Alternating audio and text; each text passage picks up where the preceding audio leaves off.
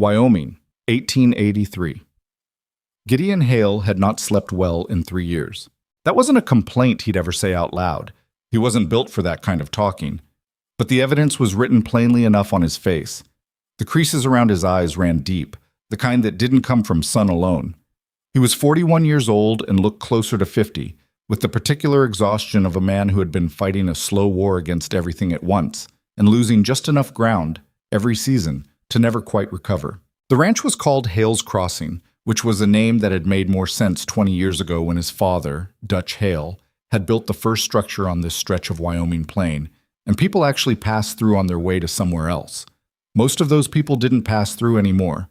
The railroad had shifted the route years back and the traffic dried up, and what was left was Gideon with 400 acres of dry grass, a cattle herd that was maybe 200 head on a generous count, a bunkhouse with 6 hands who stayed mostly out of loyalty or because they had nowhere better to go, and a main house that leaked in 3 places when it rained. He'd written to the agency in April. He wasn't proud of it. His neighbor Warren Fitch had done it 2 years back and gotten a perfectly sensible woman named Helen who could cook and sew and had apparently transformed Warren's house into something that no longer looked like it was actively trying to collapse. Warren talked about it sometimes with the quiet satisfaction of a man who had solved a problem efficiently. Gideon figured it was the practical thing to do. He needed someone who could manage the domestic side of things. He was clear in the letter. He needed mending done. There was always mending. Curtains for the windows, some kind of order brought to the kitchen. Maybe a garden if she was inclined. He did not put anything romantic or sentimental in the letter because that wasn't how he thought about the arrangement. He was a practical man looking for a practical solution. He received a reply from one Clara Whitmore of Dayton, Ohio. Her letter was short. She told him she was 34 and had no family remaining, had been working in a canvas and sailcloth repair shop for 11 years, and was capable of hard work. She did not mention anything about cooking or curtains. He noticed that, and he told himself it didn't matter. Those things could be learned. And he sent back a letter agreeing to the arrangement. The stagecoach from Laramie came in on a Thursday afternoon, which was how Gideon found himself standing in front of the Borden Creek General Store with his hat in his hands, waiting. He had his 2 best hands with him, though he hadn't exactly explained why. Sam Pruitt, who was 26 and had been with the ranch 4 years, stood a few feet back pretending to examine a hitching post. Cole Dearborn, who was 50 and had been with the ranch since Gideon's father's time, and therefore felt he had certain rights of observation, stood openly and did not pretend to be doing anything except watching. "She might be ugly," Cole said, not unkindly. "That's not relevant," Gideon said. "I'm just saying men get ideas about these things, and then they—" "Cole, I'm being practical. So am I. Be quiet." The stagecoach came up the main road and settled in front of them in a cloud of dust that made everyone step back. The driver climbed down and opened the door, and 3 passengers got out. A heavy-set man in a brown suit who turned out to be a cattle buyer from Cheyenne, an older woman who was clearly going to the Borden Creek Millinery based on the way she immediately looked in that direction, and then a pause, and then Clara Whitmore. Gideon's first impression was that she was nothing like what he'd expected, though he couldn't have said precisely what he'd expected. She was medium height, with dark hair pinned back under a travel-worn hat, a plain gray dress that was clean but had clearly been mended multiple times, which he would only realize later was somewhat ironic.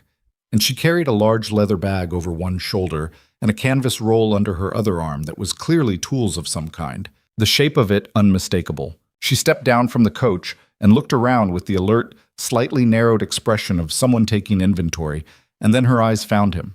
Probably because he was standing there holding his hat with the specific frozen look of a man who had just realized he had absolutely no idea how to do this. And she walked over. "Mr. Hale," she said. Not a question. "Miss Whitmore." He put his hat back on, which seemed like the right move. "Good journey?" "Long," she said. "The road from Laramie is rough." "It is." A silence. Cole was very visibly not being quiet in his whole body, even though he wasn't saying anything. "This is Cole Dearborn," Gideon said, because there was nothing else to do. "He's been with the ranch a long time, and Sam Pruitt." Clara nodded at both of them. Her gaze moved past them to the town, such as it was. The general store, the livery stable, the 2-story hotel that was also the saloon, the millinery, the land office, and Victor Crow's supply and hardware establishment, which was the largest building on the street and had Crow's name painted on it in letters about a foot tall. Small town, she said. Gets bigger in summer, Gideon said. Settlers come through. She seemed to be doing something in her head, calculating something. Then she looked at him directly. I should tell you something before we go anywhere. He waited. Your letter mentioned mending and curtains. It did. I can mend, she said. I'm very good at mending, but I should be honest with you. The kind of mending I've done for the past 11 years is not curtains. I worked with heavy canvas, wagon covers, harness leather, tarpaulins, that kind of thing. I can put a curtain together, but it won't be elegant. If that's a problem, you should know it now. Gideon looked at her for a moment. Cole had made a small sound that Gideon chose to ignore. Can you cook? Gideon asked. Adequately, Clara said. I won't poison you. That's the main requirement. There was a flicker of something across her face. Not quite a smile, but the precursor to one that she appeared to decide against. Then I think we're fine, she said. The ride out to Haley's Crossing took about 40 minutes in the wagon. Clara sat in the front bench next to Gideon and looked at the landscape. He watched her do it from the corner of his eye. She wasn't looking at it the way most women he'd seen look at Wyoming looked at it, which was with either alarm or exhausted resignation. She was looking at it the way a person looks at something they're trying to understand. How many cattle? She asked after about 10 minutes of quiet. 200, give or take. Lose many to weather? Some. We had a bad winter 2 years back. Wolves? Some. She nodded. He noticed she was watching the fence line as they passed it, and something in her expression wasn't right. He almost asked what she was thinking, but then they hit a rut in the road and the wagon lurched and the moment passed. When they came over the low rise and the ranch spread out below them, the main house, the bunkhouse, the barn, the corrals, she was quiet for longer than felt comfortable. It needs work, Gideon said finally, because he'd rather say it than have her say it. Yes, she agreed. What's the most urgent problem? The roof on the... He stopped. Why? Because if I'm going to help, Clara said simply, I'd rather know what's actually broken than assume. He looked at her for a moment. The barn roof is the worst, then the lean-to on the south side, then probably the bunkhouse floor. What about equipment? Wagons? Tarps? Saddle rigging? Why are you asking about equipment? Because those things hemorrhage money when they're in bad repair, she said. You replace what could be fixed, or you lose supplies because your covers leak, or a saddle breaks at the wrong moment and you've got a horse and rider down. She paused. I'm not criticizing. I'm trying to understand what I'm working with. He didn't say anything to that. Sam, riding alongside, exchanged a look with Cole. Cole's expression was impossible to read, which was normal for Cole. The other ranch hands got their first look at Clara Whitmore at supper that evening. There were 6 of them, Sam and Cole, who'd been in town, plus Tom Wicker, who was 22 and had a habit of talking too much when he was nervous, Davy Oakes, who was 40 and missing part of his left ear from a cattle incident he'd never fully explained, young Pete Ruiz, who was 18 and from New Mexico and still visibly surprised by Wyoming winters, and old Carl Steffens, who had worked for Dutch Hale and stayed on for Gideon and didn't say much but noticed everything. Clara cooked. The food was exactly as she'd advertised, adequate. The biscuits were edible.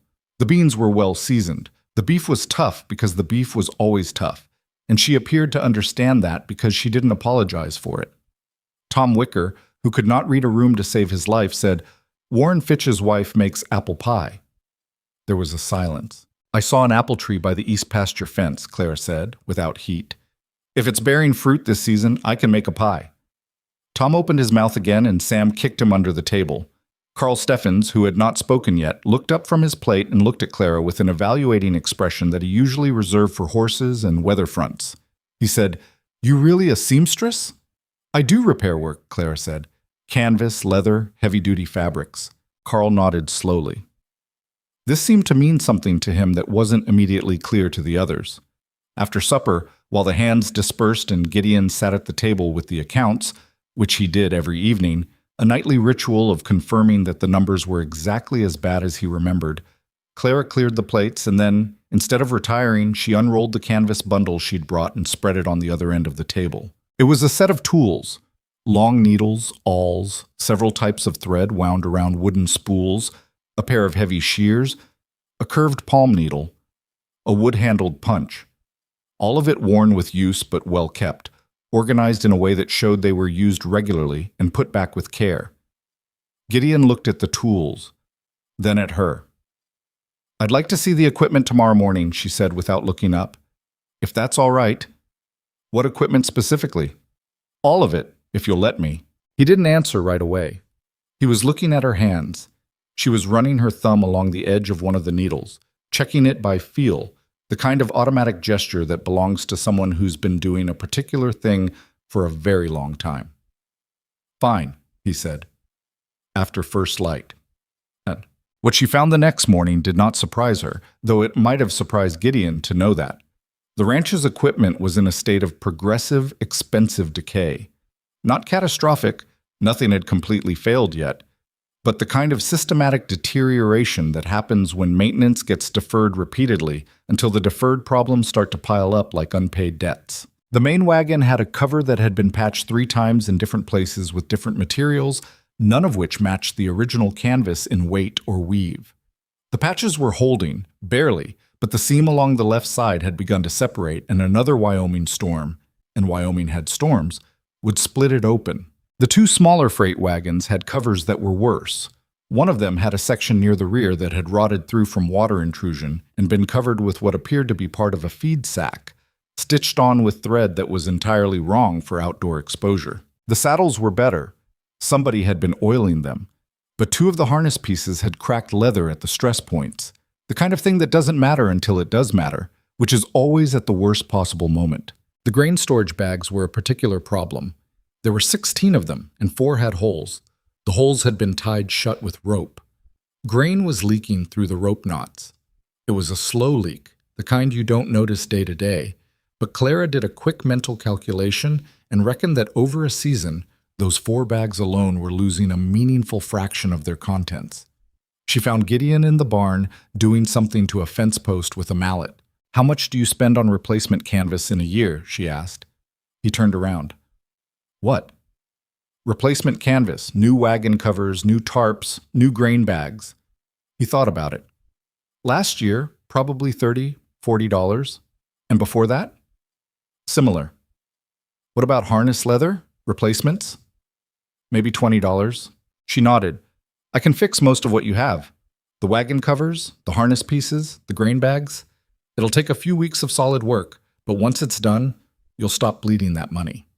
Gideon set down the mallet. "You're telling me you can fix all of it." "I'm telling you most of it isn't as far gone as it looks. The materials are still structurally sound. They just need the right repairs with the right materials, done correctly." She paused. "The feed sack stitching on the second freight wagon is going to fail in rain. That's urgent."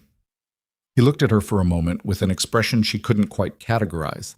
Not skepticism, exactly. More like he was revising something in his head and wasn't sure yet what it should be revised to. "All right," he said, "I'll need some supplies. Heavy-duty wax thread, more sail needles if you have them. Linseed oil for the leather. There's a supply shop in town. Crow's. I'll make a list." She made the list, and Gideon took it to Crow's that afternoon, which was how the first small friction began, though neither of them understood at the time that it was the beginning of anything. Victor Crow was 53, well-fed, and had the practiced ease of a man who had been the most important merchant in a small town for long enough that he had stopped being fully aware of it as something he worked to maintain. His store occupied the best corner on Borden Creek's main street and sold everything from canned goods to farm equipment, and he had a particular sideline in canvas and replacement parts for wagons and farm equipment, because settlers needed those things, and there was nowhere else within a full day's ride to get them. He read the list Gideon handed him with a small frown. "Heavy wax linen thread," he said, "sail needles, linseed oil in a quantity." He looked up. "This is repair work." "That's right." "I carry replacement wagon covers," Crow said. "New ones. Better than patching, honestly. A patched cover is still a patched cover."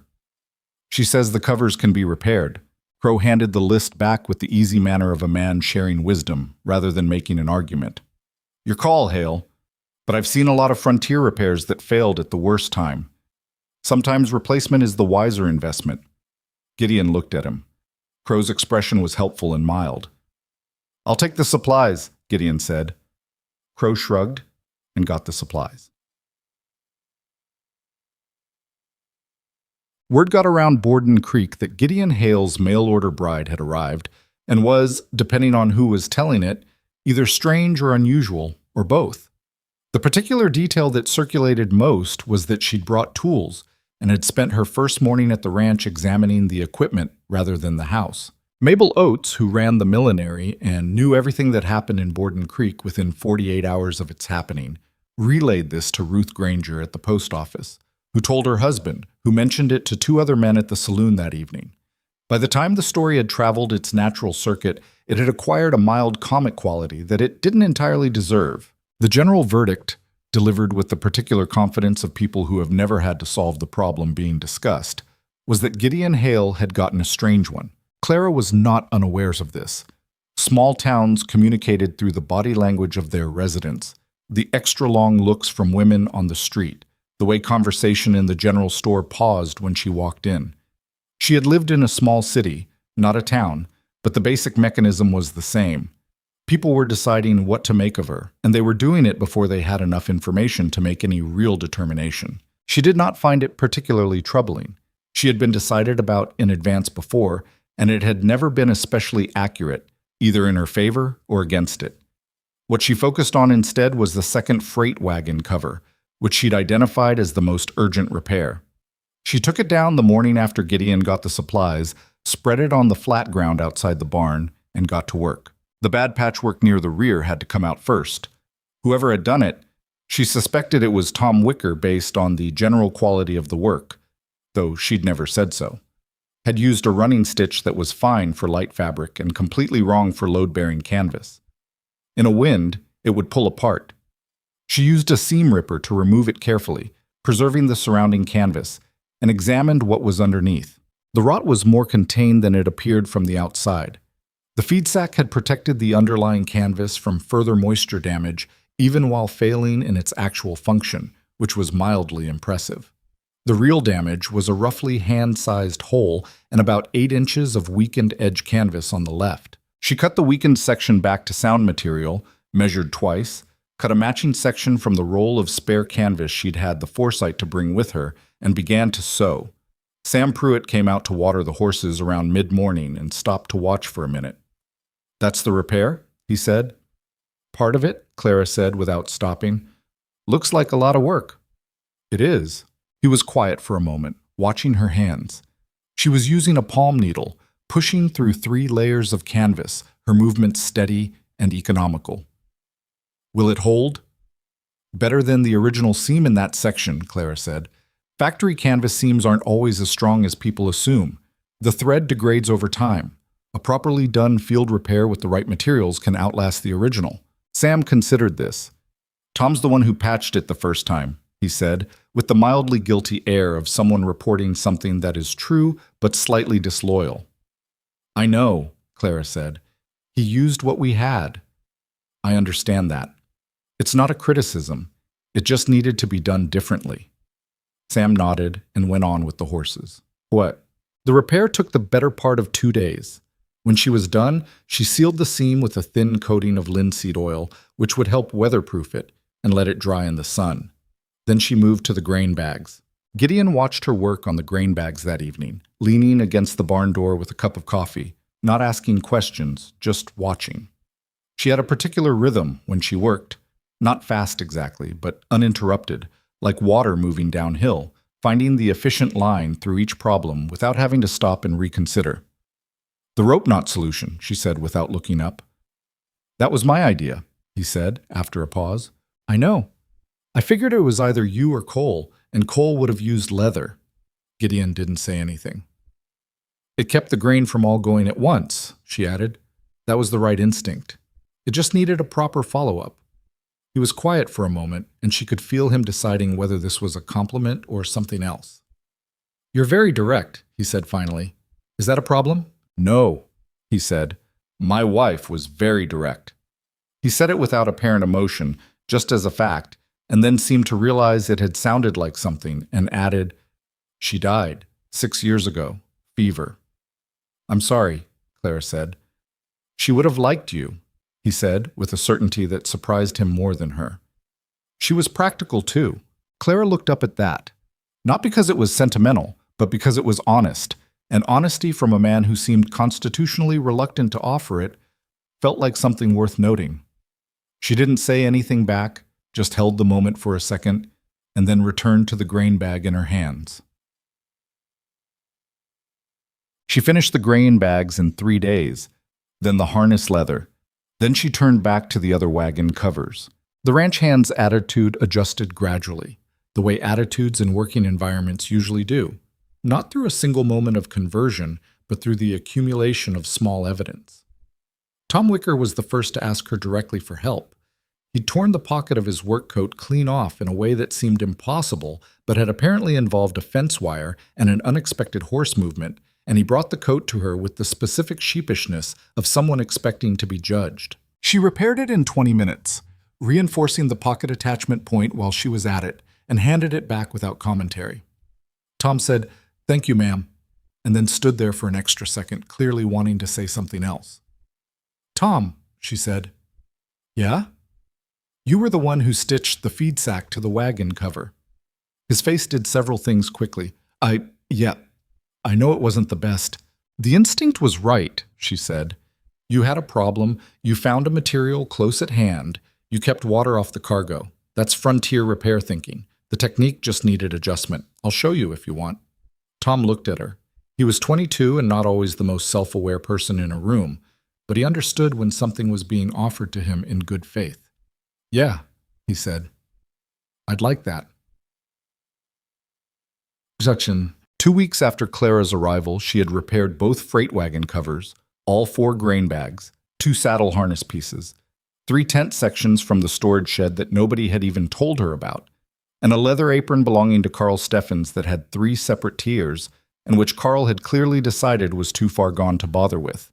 Carl came to find his apron the morning after she'd repaired it, and stood looking at it for a long time. "You found it in the shed," he said. "It was with the other leather goods," she said. "I hope that's all right." "You didn't have to do that." "I was already set up," Clara said. "It didn't take long." Carl nodded slowly. He put the apron on. The repairs were nearly invisible. She'd matched the leather color well and used a welt stitch that laid flat. He ran his fingers over one of the repaired sections. "My wife gave me this," he said. "She's been gone 8 years." "Then it's worth keeping properly," Clara said. Carl looked at her with an expression that was difficult to parse and said nothing else. But from that day on, he was the most reliably helpful of the ranch hands when she needed something moved or fetched or held steady while she worked. Gideon had been tallying the months from a habit of accounting rather than hope for a long time. He sat down with his ledger at the end of Clara's 3rd week at the ranch and tried to calculate what the repairs had saved. It was not a precise calculation. He was working from rough costs and estimates, but the shape of it was clear enough. The grain bags alone had stopped a loss he'd been absorbing for at least 2 seasons without clearly identifying. The wagon covers, properly waterproofed now, would last considerably longer before needing replacement. The harness repair had cost him a few dollars in materials versus the 30 or 40 the equivalent new harness pieces would have run. The total was not dramatic, but it was real, and it was accumulating. He found her after supper, as had become something of a pattern, her working by lantern light at the table while he reviewed accounts. He'd stopped apologizing for the accounting work at the same table. She didn't seem to mind, and he'd gradually understood that she was often working on similar calculations in her own head. "I went over the ledger," he said.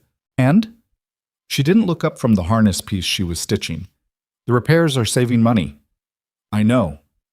"More than I expected." She set down the harness piece and looked at him. "How much are you short on the operating costs for this year?" The question landed with a specificity that told him she'd been paying attention to more than he'd assumed. He looked at her for a long moment. "About $300 before winter expenses." Clara nodded. "What if I could bring in work from outside the ranch?" "What do you mean?" "Settlers come through," she said. "They have the same problems you have, but they're moving, which means they can't defer repairs. They need their wagon covers fixed, their harness mended, their equipment functional. I know this valley isn't heavy traffic, but the summer settler season is coming. If word got around that there was someone in the area doing quality repair work, Gideon leaned back in his chair and looked at her. You're talking about running a business out of the ranch. A small one, a supplemental income. What does that do to the workload here? I can manage both. The ranch repairs are mostly caught up. I'm maintaining now, which is lighter work. I'd need a proper workspace. The area by the south wall of the barn would work, if you don't mind me using it. He was quiet for a moment. You've been thinking about this since the second day, she said simply. He looked at her again. This direct, practical, entirely unexpected woman who had arrived with a canvas roll of tools and immediately started calculating what was broken and what it would cost to fix it.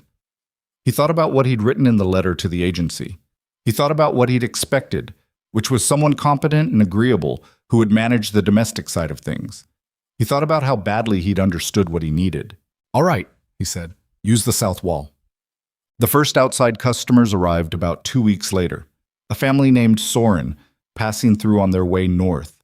Their main wagon cover so badly split along the crown seam that they'd rigged a stretch of painted oilcloth over the gap as a temporary measure. They'd heard about Clara at Borden Creek's general store, where Gideon's ranch hand Sam had mentioned in passing that there was a woman out at Hales Crossing who did canvas repair work and was good at it. The Sorens were a husband, wife, 3 children, and a grandmother who sat in the wagon bed and said nothing but watched everything. Carl Soren shook Gideon's hand at the gate, explained the problem, and looked faintly uncomfortable about the fact that the repair person who came out to look at the wagon was a woman. Clara walked around the wagon once. She pulled back the oilcloth and examined the split seam. 3 days, she said. I need to reinforce the whole crown, not just the split. If I just fix the split, it'll fail again in the next strong wind. Carl Soren looked at his wife. His wife looked at Clara with an expression of someone recognizing a professional. How much? Carl asked. Clara named a price that was fair rather than cheap. Carl hesitated, and his wife said quietly, Carl, just say yes. They camped at the edge of the Hales Crossing property for 3 days. On the 3rd morning, Clara had the cover back on the wagon and walked Carl Soren through what she'd done and why. Because she'd found over the years that people took better care of repaired equipment when they understood the repair. Carl ran his hand along the crown seam. This is solid work, he said, with the specific tone of a man who'd expected to be confirmed in a skepticism and found it unexpectedly contradicted. It should last several more years with care, Clara said. Keep it dry between uses where you can, and if you see any thread fraying at the north edge, address it before it spreads. Carl nodded. He paid. He looked like he wanted to say something else, but couldn't figure out the right shape for it, so he just paid and shook her hand and climbed up on the wagon.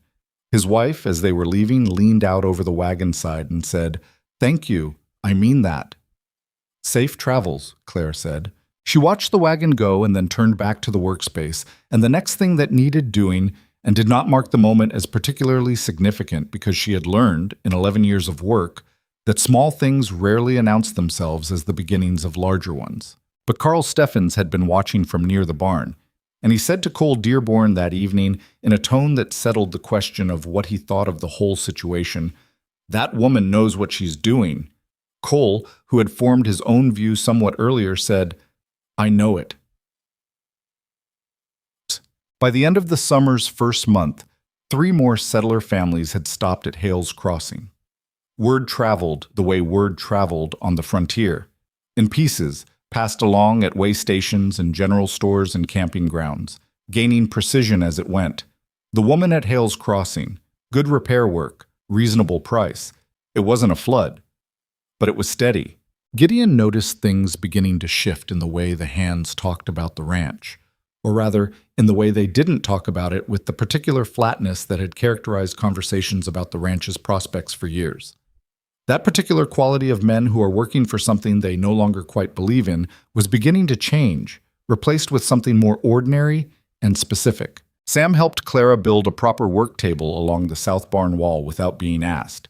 Davy Oakes started keeping an eye on incoming travelers at the road and would come find Clara when he spotted a wagon that looked like it might need work.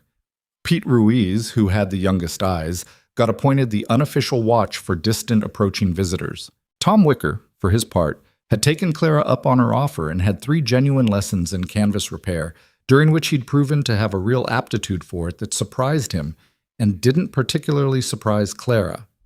She had a theory that most people were capable of more specific skill than they'd been given the chance to develop, and Tom was one piece of evidence for it. The distance between Gideon and Clara, which had been the formal, careful distance of 2 strangers who have entered a practical arrangement, was diminishing by increments that neither of them was fully tracking.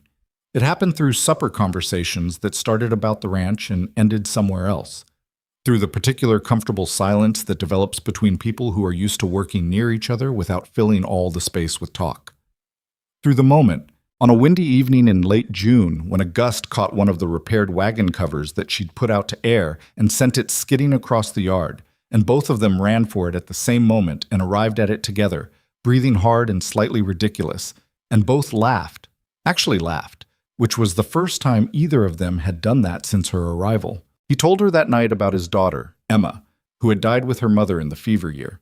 He told her about Dutch Hale, his father, who had built this ranch from nothing and had been so certain of its future that the certainty had felt like a structural feature of the landscape. He told her about the years after, when the certainty was gone but the land remained, and what it was like to keep working something you'd lost faith in because you didn't know how to do anything else. Clara listened without trying to fix it, which was not as natural for her as it would have been for most people, but she understood when a thing was being said and not asked. When he was done, she said, "The ranch has good bones." He looked at her. "It's not a metaphor," she said. "The land is genuinely good. The problem was never the land." "No," he agreed. "The problem was me, for a while. And then the problem was money, and they're related. They usually are." He looked out at the dark yard, the outline of the barn, the south wall where her workspace was. "You've changed something here," he said. "I don't know exactly how to say it." "You don't have to," she said. "I want to." He was quiet for a moment. "I wrote that letter to the agency because I thought I needed someone to manage the house. I thought that was the problem." He shook his head. "I didn't know what I was asking for. I don't think I knew what I needed." Clara looked at him. She had come to Wyoming without many expectations, which was not quite the same as having no hope, but was the practical armor worn by a woman who had been on her own long enough to be cautious. She had expected to work hard. She had not expected to feel, at the end of a month, as though she might be in the right place. "The curtains," she said. He blinked. "What?" "Your letter mentioned curtains." She paused. "I'll make some, properly, when there's time." Gideon Hale looked at her for a moment with an expression that was mixed enough that she couldn't fully read it, and then he said, "There's no rush." "I know," she said, "but I'll make them anyway." Outside, the Wyoming plain ran all the way to the dark horizon, flat and enormous and indifferent to the small lights in the windows of a ranch house where 2 practical people were, with some difficulty and no particular grace, beginning to trust each other. The curtains could wait. The work couldn't. The curtains never did get made that summer, but neither of them brought it up again. There was too much else. July came in hot and dry, the kind of Wyoming heat that sits on the plain like something with weight to it, baking the grass yellow and turning the creek down past the east pasture to a thin, grudging trickle. Gideon moved the cattle to the north pasture where the shade was better and the ground held a little more moisture, and Clara moved her workspace outside entirely because the south wall of the barn caught the morning light in a way that let her see what she was doing without burning through lamp oil. She had, by that point, established a rhythm that the ranch had simply absorbed, the way a working place absorbs any consistent presence that proves useful. She was up before the hands most mornings, had coffee made before Gideon came in from checking the water troughs, and was at her workspace by the time the light was good enough to thread a needle. She worked until the heat became impractical around midday, shifted to lighter indoor tasks, harness oiling, tool maintenance, the inevitable mending that accumulated from 6 working men and a ranch that used everything it had, and then returned to the heavy canvas work in the late afternoon when the sun dropped enough to work outside again without squinting. The hands had stopped noticing her presence as a novelty and started treating her as part of the operation, which was, in its way, a more significant development than any deliberate acceptance would have been. Tom Wicker brought his repair problems to her first before attempting fixes of his own, which was a genuine improvement in outcomes. Davy Oakes had taken to leaving any torn or worn equipment near her workspace rather than in the general pile, a small organizational decision that saved her considerable sorting time. Pete Ruiz, who was quiet and observant in the way that young men sometimes are when they're in a new place and taking everything in, started asking her questions, careful, specific questions, about technique, about materials, about how she knew what was repairable and what wasn't. "You can usually tell by the way it failed," she told him one afternoon, holding a section of torn saddle skirt up to the light. "If the material tore along a stress line, here, see how this follows the fold? The material's still sound. It just couldn't handle that specific load. But if you see breakdown along the grain, fibers coming apart even where there's no obvious stress, that's age or rot or bad material to begin with, that you can't really fix, not long term." Pete looked at the torn skirt, trying to see what she was seeing. "How do you learn which is which?" "You look at a lot of failures," Clara said. "There's no shortcut for it." Pete nodded, the way he nodded when he was filing something away for later. The outside work had grown steadily enough by mid-July that Clara had started keeping a simple ledger of her own. Not complex. She was not a trained accountant, but functional. Who brought what? What materials she used, what she charged, what was outstanding. The numbers were small but consistent, and consistency was what mattered on the frontier more than size.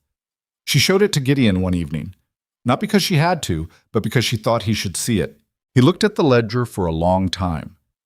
She'd noticed that he read figures carefully, giving them the kind of attention that people give things they've learned to distrust. Not dismissive, but thorough. He ran his finger down the column of amounts paid. $63 since June, he said. 67, as of yesterday. The Halloran family brought in a tent yesterday afternoon. Gideon set the ledger down and looked at her. "That's not nothing." "No," Clara said.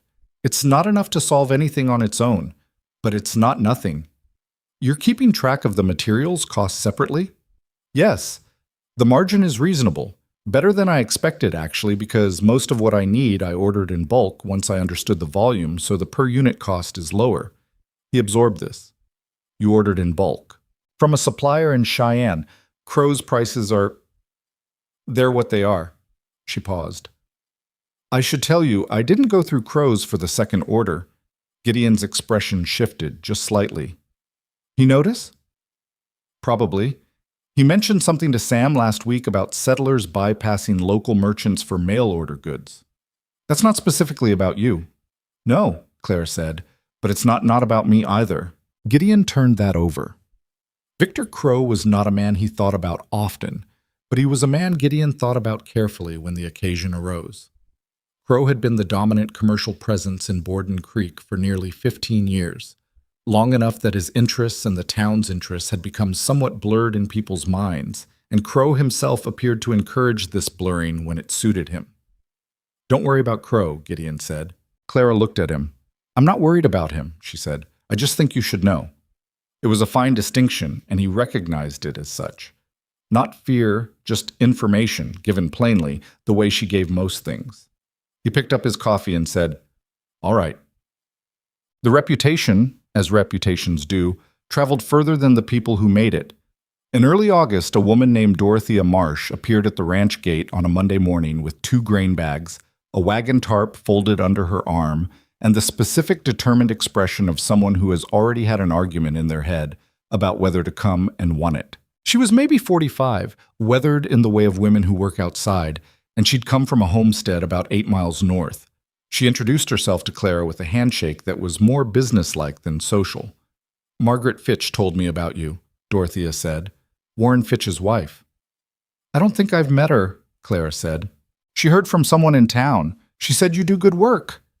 Dorothea set the grain bags down and held up the tarp. "My husband keeps saying we need new. I keep saying this one can be fixed. He says no woman can fix a canvas tarp properly, which is why I came here." She said it flatly, not as a complaint but as a simple accounting of the situation. Clara looked at the tarp. She opened it, ran her hand along the damaged sections, checked the seam integrity. "He's wrong," she said, "about the tarp and about the other thing." Dorothea's expression didn't change, but something in her posture settled. "How long?" 2 days for the tarp. The grain bags are an hour each, maybe less. "My husband will want to know the price." Clara named it. Dorothea nodded once, the way a person nods when a number matches what they calculated on the road. "I'll come back Thursday," Dorothea said. When she'd gone, Pete, who'd been within earshot near the water trough, said, "She rode 8 miles for that?" "People ride a long way for work they trust," Clara said. Bond. Dorothea Marsh came back Thursday, as promised, paid without negotiation, and examined the repaired tarp with a thoroughness that was clearly intended to produce an accurate report for home. She tested the seams, checked the patches, held it up to the light in the same way Clara had taught Tom Wicker to check canvas integrity. Though Dorothea arrived at the technique herself by instinct. "This is good," she said. "Thank you. My husband is going to say you probably used inferior materials. He's welcome to examine it himself." Dorothea looked at her with something that might have been the beginning of appreciation. "He won't come. He doesn't like being wrong in front of people." She folded the tarp. "I told my neighbor Ellen about you. She has a situation with a wagon cover. I think she'll come by." "The gate's open," Clara said. Ellen did come, the following week, with her daughter.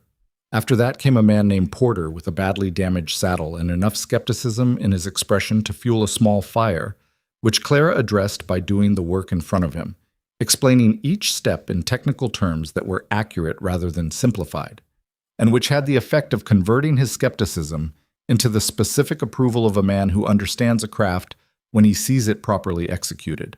Porter told someone that someone told someone else. The south wall of the barn, which had been a bare stretch of wall with a table leaned against it, became a workspace with a proper table, a rack of tools, organized material storage, and, on the best days, 2 or 3 jobs in various stages of completion laid out in the order they needed to be done. Gideon watched it grow the way he'd been watching the ranch's other numbers his entire adult life, with the careful attention of a man who's been burned enough times by optimism to be suspicious of good news until it repeats itself. But it was repeating itself. Week by week, the outside work was steady. What he hadn't entirely anticipated was what it was doing to the hand's relationship with the ranch itself. Something had changed in the bunkhouse, in the particular quality of conversation at the supper table, in the way the men talked about the operation. It was hard to quantify, and he wasn't entirely sure he understood it, but Cole, who understood group dynamics the way old men sometimes do after decades of watching them, put it plainly one evening when the two of them were checking fence on the east pasture. "Place feels different," Cole said. "Different how? Like it's going somewhere." Cole shifted in the saddle. "Before it felt like we were just keeping it from falling. Now it feels like we're building something." He paused. "That's her." "The repairs save money." "It's not the money," Cole said. "Or it's not only the money. It's that she came in here and looked at all the broken things and didn't throw up her hands. She just got to work. Men notice that. They start doing the same." He looked at Gideon steadily. "You've noticed it too." Gideon didn't answer for a moment, then, "I have." "She's good for this place, Gideon. I know it. I mean beyond the practical," Cole said, and then, with the tact of a man who knows when he's said enough, turned his horse and rode on. Clara had her own difficulties. Not at the ranch. The ranch had found its accommodation with her. The difficulties came from the town side, in the form of looks and comments that arrived at her indirectly, the way that kind of thing usually does. She heard most of it through Sam, who was young enough to find the social dynamics of Borden Creek less legible than they actually were, and would therefore relay what he'd heard without fully understanding why she might want to know it. The widow Cantor at the boarding house had said that Gideon Hale had been sold a bill of goods. 2 men at the saloon had made a bet about how long she'd last before Gideon sent her back. Victor Crow had said, to at least 3 people Clara knew of, that the repair work she was doing was the kind of patch-up job that looked fine until weather hit it, and that the settlers trusting her work were taking a risk they didn't fully understand. That last one was the one worth paying attention to because Crow was not a stupid man, and a man saying something like that wasn't only saying it once to 3 people by accident. She mentioned it to Gideon on a Wednesday evening when they were both at the table after supper.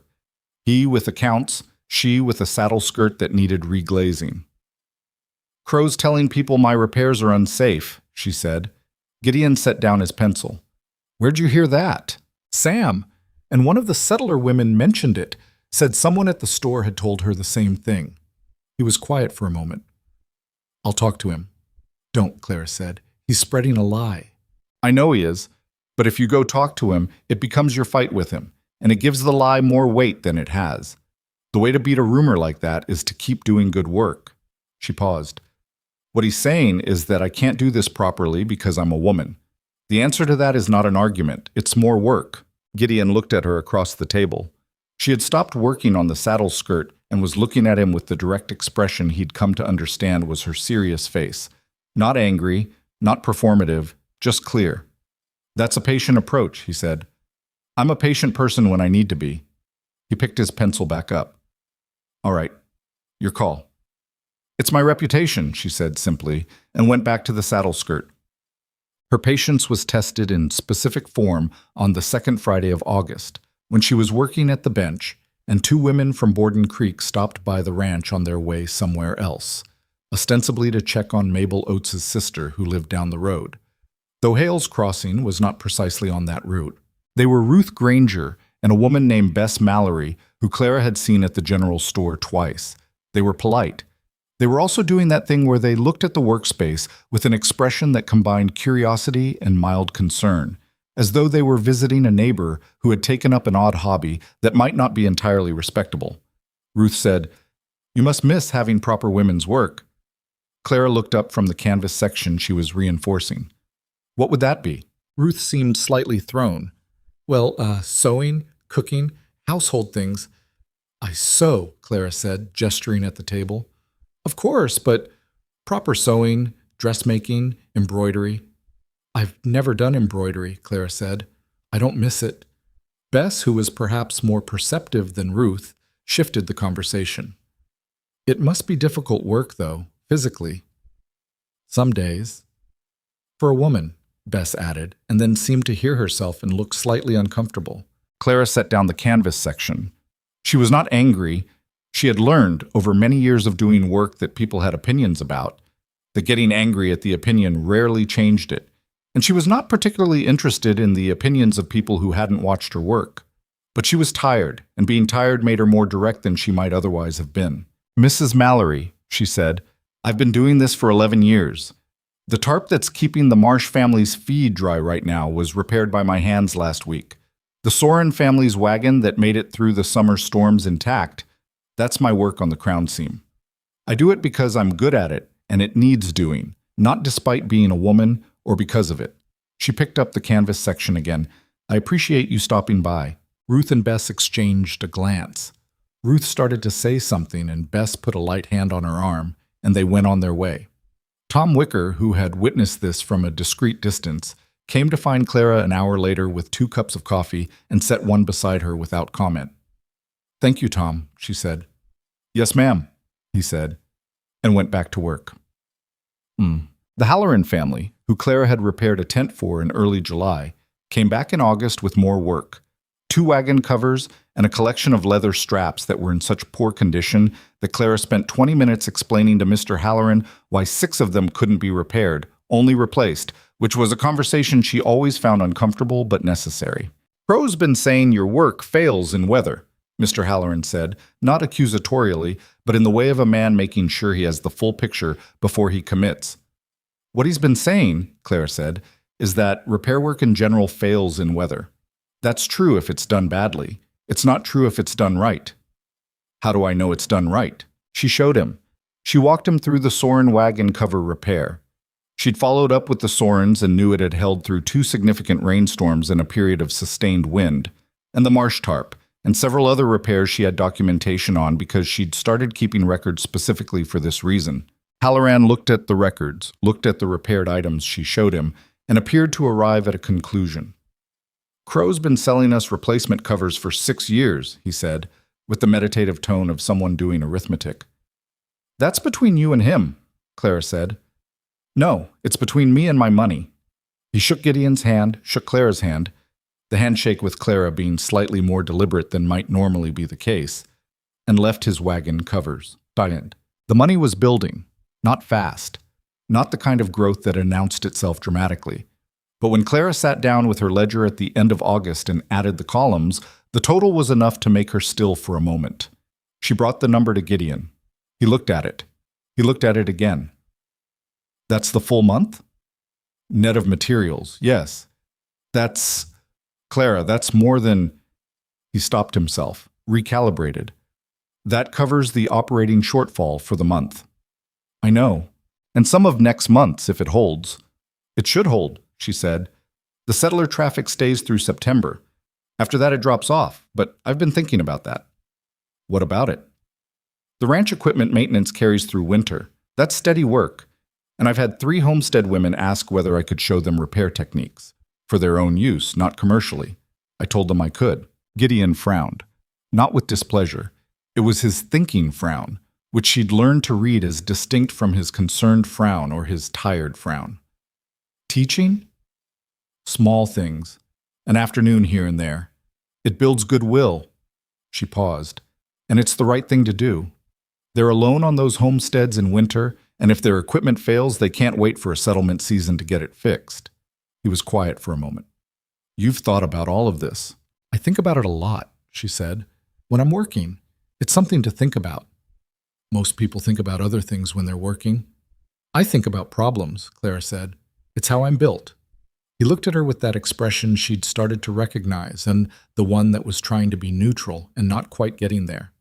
That's not a complaint, he said. I know.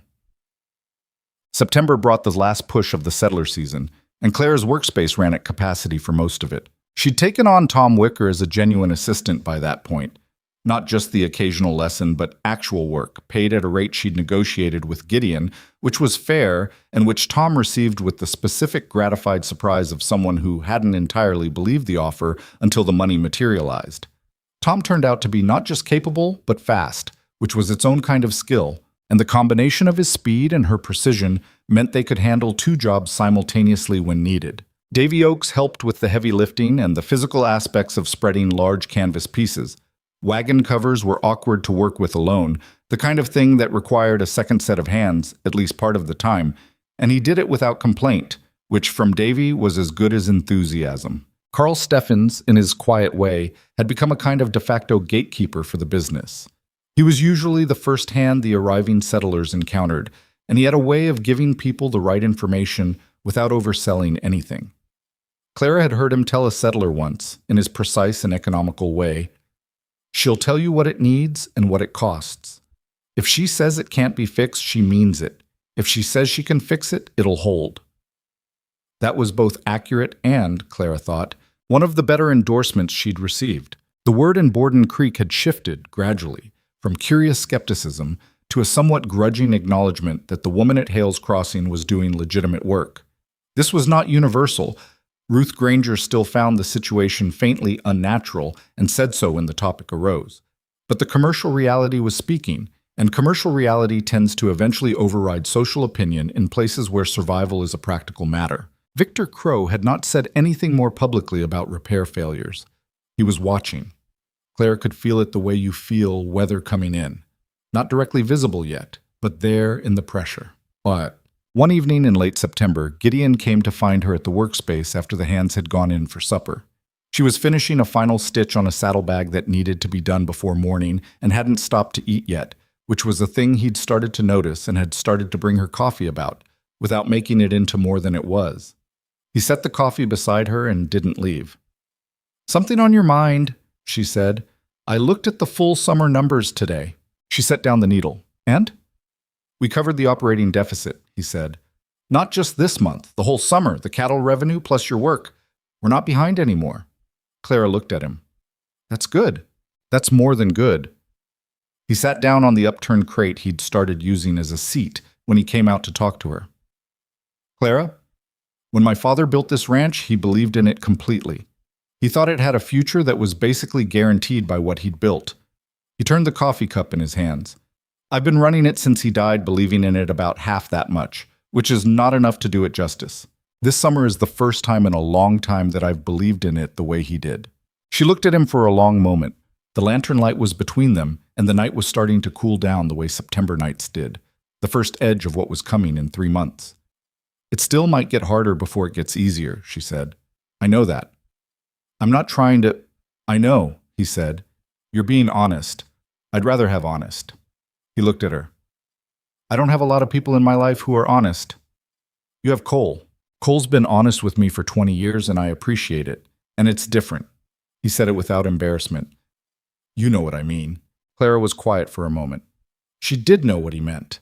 She also knew that this was the kind of conversation that could go in a direction that needed careful handling, not because she wanted to avoid it, but because she'd learned not to rush things that had a natural pace.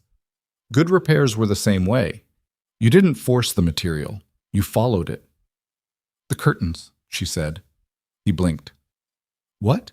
"I'll make them this winter," she said. "When the settler work drops off. Proper ones.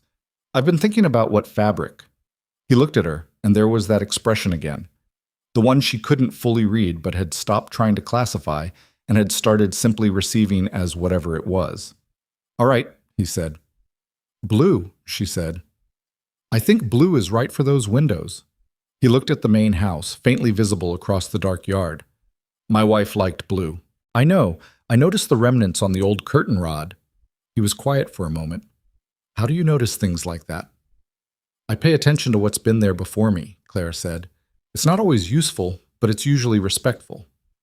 He looked at her for a long time, and she let him look. And the Wyoming night spread out around them in every direction without any particular interest in what the two of them made of it.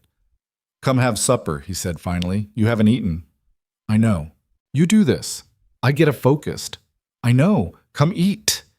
She set down the awl, put a cloth over the unfinished saddlebag, and got up.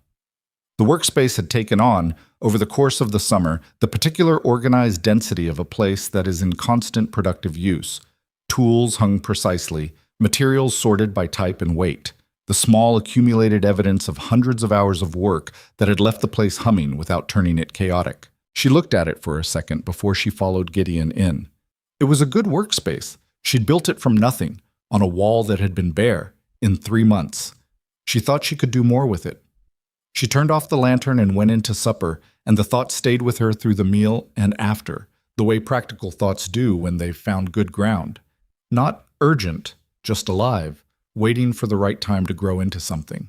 Outside, the plain was going into the dark, cool and vast and full of the coming season's weather.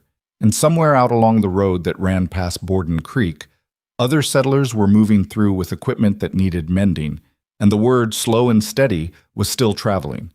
It had not yet reached the ears that would make everything harder, but it was getting there. The railroad came in October, which nobody in Borden Creek had quite believed would happen until it did. There had been talk for 2 years, the kind of talk that circulates through small frontier towns, with the particular quality of something that might be true or might be wishful thinking, or might be both at once, depending on the week. A survey crew had come through in the spring of 1882 and walked the land south of town with instruments and notebooks, and then left. And then nothing happened for so long that the talk had mostly faded into the background noise of daily life. Then, in the first week of October 1883, a construction advance crew of 11 men arrived with wagons, equipment, and the specific purposeful energy of people who are being paid by a company with a schedule. They set up camp on the flat ground 2 miles south of Borden Creek, drove stakes, and began clearing the grade. By the second week, the camp had grown to 60 men. By the third week, it was over 120, with supply wagons coming in from Laramie every few days, and a foreman named Douglas Reese who wore a canvas duster and had the organized manner of a man who had built 6 camps before this one and had learned exactly what went wrong in each of them. Borden Creek's response to all of this was a kind of barely contained excitement mixed with commercial calculation. Victor Crow expanded his store hours immediately and placed a large order from his Cheyenne suppliers within the first week. The hotel hired 2 extra girls for the saloon side. Warren Fitch's wife, Helen, organized a baked goods operation that had her and 3 other women supplying the camp with bread and pies 3 times a week at prices that were firm and fair and immediately accepted. Clara heard about the camp from Sam, who'd been in town when the advance crew arrived, and then went to see it herself 3 days later when she had an errand in Borden Creek. She stood at the edge of the camp road and looked at it for a while. 120 men meant 120 sets of work clothes, sleeping gear, and personal equipment. It meant tents, large canvas construction tents, mess tents, equipment storage tents. It meant wagon covers on the supply wagons, tarps over the material stockpiles, canvas on the grading equipment. It meant all of those things in active daily use in Wyoming autumn weather, which was not gentle. She did the arithmetic on the ride home and arrived at a number that made her sit up straighter on the wagon seat. "You're thinking," Gideon said. He'd come with her that day for no particular reason except that he'd wanted to see the camp himself, and the company was not unwelcome. "I'm always thinking," she said. "You're thinking harder than usual." She told him the number she'd arrived at, not a precise figure, but an estimate of what a camp that size would spend on equipment repair and replacement over the course of a construction season if they were using ordinary frontier supply channels. Gideon was quiet for a moment. "That's a large number." "It's approximate, but it's in the right range." She watched the road ahead. "I want to talk to their foreman." He turned to look at her. "About a contract. About the possibility of a contract. They'll have repair needs. They're 2 miles from town, which means every time something needs mending, they either have to send a man into Borden Creek and lose a half day at minimum, or they order replacements from Laramie, which costs more and takes longer." She paused. "Or they have someone closer who can handle it." Gideon thought about it. "That's a different scale of work than what you're doing now." "Significantly different. Can you handle it?" She was quiet for a moment, which he'd come to understand was her honest pause. Not the pause of someone who doesn't know the answer, but of someone who won't give a fast answer to a serious question. "I could handle the volume if I had help. Not just Tom. I'd need more people, and I'd need better equipment.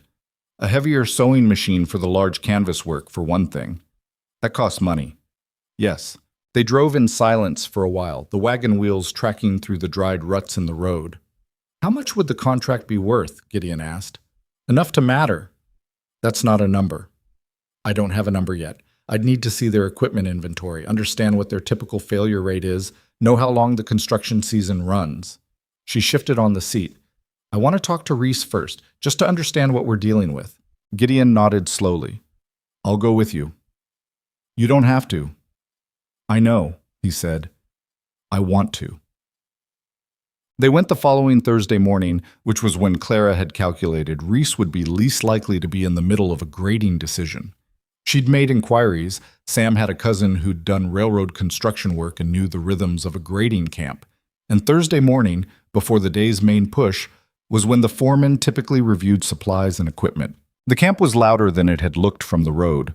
120 men doing earthwork created a particular constant noise, iron on earth, shouted instructions, the creak and strain of heavy equipment that was not unpleasant exactly, but was insistent, the way serious work always is.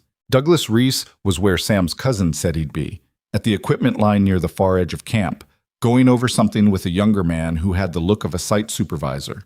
He was 40-something, lean, with close-cropped gray hair and the kind of sunburned skin that no longer responds to further sun. He looked at Gideon when they approached, and then at Clara with the particular recalibration of a man who had expected to deal with one thing and found another. "Mr. Reese," Gideon said. "Gideon Hale, Hale's Crossing Ranch. This is Clara Whitmore." Reese shook Gideon's hand and then Clara's. His handshake with her was exactly the same as with Gideon, which Clara noted and appreciated. "What can I do for you?" he said. "I do canvas and leather repair work," Clara said. "Equipment repair. Wagon covers, tents, tarps, harness leather. I'm at Hale's Crossing, 2 miles north." She didn't add qualifications or apologies. "I'd like to understand your repair and replacement situation before I make any kind of proposal." Reese looked at her for a moment. "You do this for the local settlers?" "For the past several months. Before that, 11 years in a commercial repair shop in Dayton." "Ohio?" "Yes." He nodded, and something in his expression shifted from politely skeptical to merely evaluating, which was an improvement. "Walk with me," he said. He took them along the equipment line. Canvas tents, most of them in reasonable condition, but a few showing the early signs of wear that Clara recognized. Stressed seams, slight fraying at stress points, One tent with a diagonal line of slight discoloration that almost certainly indicated a moisture issue in the weave. Wagon covers in variable states. Two tarps over material stockpiles that had already developed the beginning of perimeter fraying from the wooden stakes pulling at the grommets. Clara kept her mouth shut during the walk. She was there to understand, not to narrate. At the far end, Reese stopped and turned to face them. "What did you see?" he said, directly to Clara. "Your equipment is in reasonable condition overall. The two material tarps on the north stockpile are going to lose grommets within the next 3 weeks in any significant wind. The stake angle is pulling on them wrong. That's a fixable problem if it's addressed now, and a replacement problem if it isn't." She indicated the tent with the discoloration. "That tent has a moisture issue in the weave. Not a leak yet, but the waterproofing treatment is breaking down. It needs retreatment before the real cold hits." She paused. "The harness leathers on the third supply wagon from the left have a cracked girth strap that whoever loaded it this morning didn't notice. That one's urgent." Reese was quiet for a moment. Then he turned and walked to the third supply wagon and looked at the girth strap. He looked at it for a while. Then he looked back at Clara. "How did you see that from there?" he said. "I've been looking at harness leather for a long time," she said. He was quiet again. The younger supervisor had appeared at his elbow and was watching the whole exchange with an expression that Clara couldn't entirely read.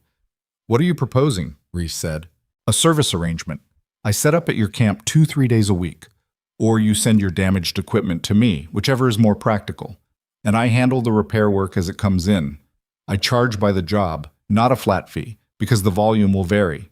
I'll give you a written estimate before I start any job over a certain amount." She paused. "You stop ordering replacement canvas from Laramie for everything that can be repaired." "Everything that can be repaired," Reese said. "I'll tell you honestly when something can't be. I don't make money off replacement stock. I make money off repair work. It's not in my interest to tell you something is repairable when it isn't." Reese looked at Gideon. "She always this direct?" "Generally, yes," Gideon said. "Good," Reese said. "I've had 3 foremen on this crew who aren't. Cost me 2 months in delays." He looked back at Clara. "Come back Monday with a written rate sheet. If it's reasonable, we'll try it for a month." The rate sheet took Clara 2 evenings to produce. She did it at the kitchen table while Gideon worked on accounts, and she did it carefully. Not cheaply, which would undervalue the work and set a wrong precedent, and not expensively, which would give Reese a reason to decline before the work proved itself. She had a clear sense of what the labor was worth and what the market would bear, and the 2 numbers were close enough that she didn't have to compromise much. She showed it to Gideon when it was done. He read it line by line. "This is fair," he said. "I think so. Reese will negotiate." "He can try," she said. "I've got room to move on the tent treatments, but not on the heavy repair work. The heavy repair work is already priced lean." Gideon looked at her. He'd been watching her work for months now and still occasionally surprised himself with how precisely she understood her own value. Not pridefully, not defensively, just clearly. "What do you need from me?" he said. "I need Tom full-time on the camp work if this goes through, and I need to hire someone else." "Who?" "I've been thinking about Dorothea Marsh." He raised an eyebrow. "She's a homesteader. She's a homesteader with good hands and a willingness to work, and a husband who told her no woman could fix a canvas tarp. She's been coming to me for 2 months. She's been watching. She learns fast." Clara set down her pen. "I'd rather train someone I already trust than find a stranger." Gideon absorbed this. "You'd need to pay her." "Of course." "Can the margin support it?" "If the contract with the camp is what I think it can be, yes, comfortably." She paused. "This is the thing, Gideon. This is the thing I've been working toward without quite seeing the shape of it until now. The railroad camp is the reason everything else was preparation." He looked at her for a long moment. "Don't get too far ahead of the contract." "I know. Monday 1st. "Monday 1st, he agreed. Datek. Reese accepted the rate sheet on Monday with one adjustment, a slightly reduced rate on the tent treatments, which Clara had expected and had already priced with room to give. They shook hands on it.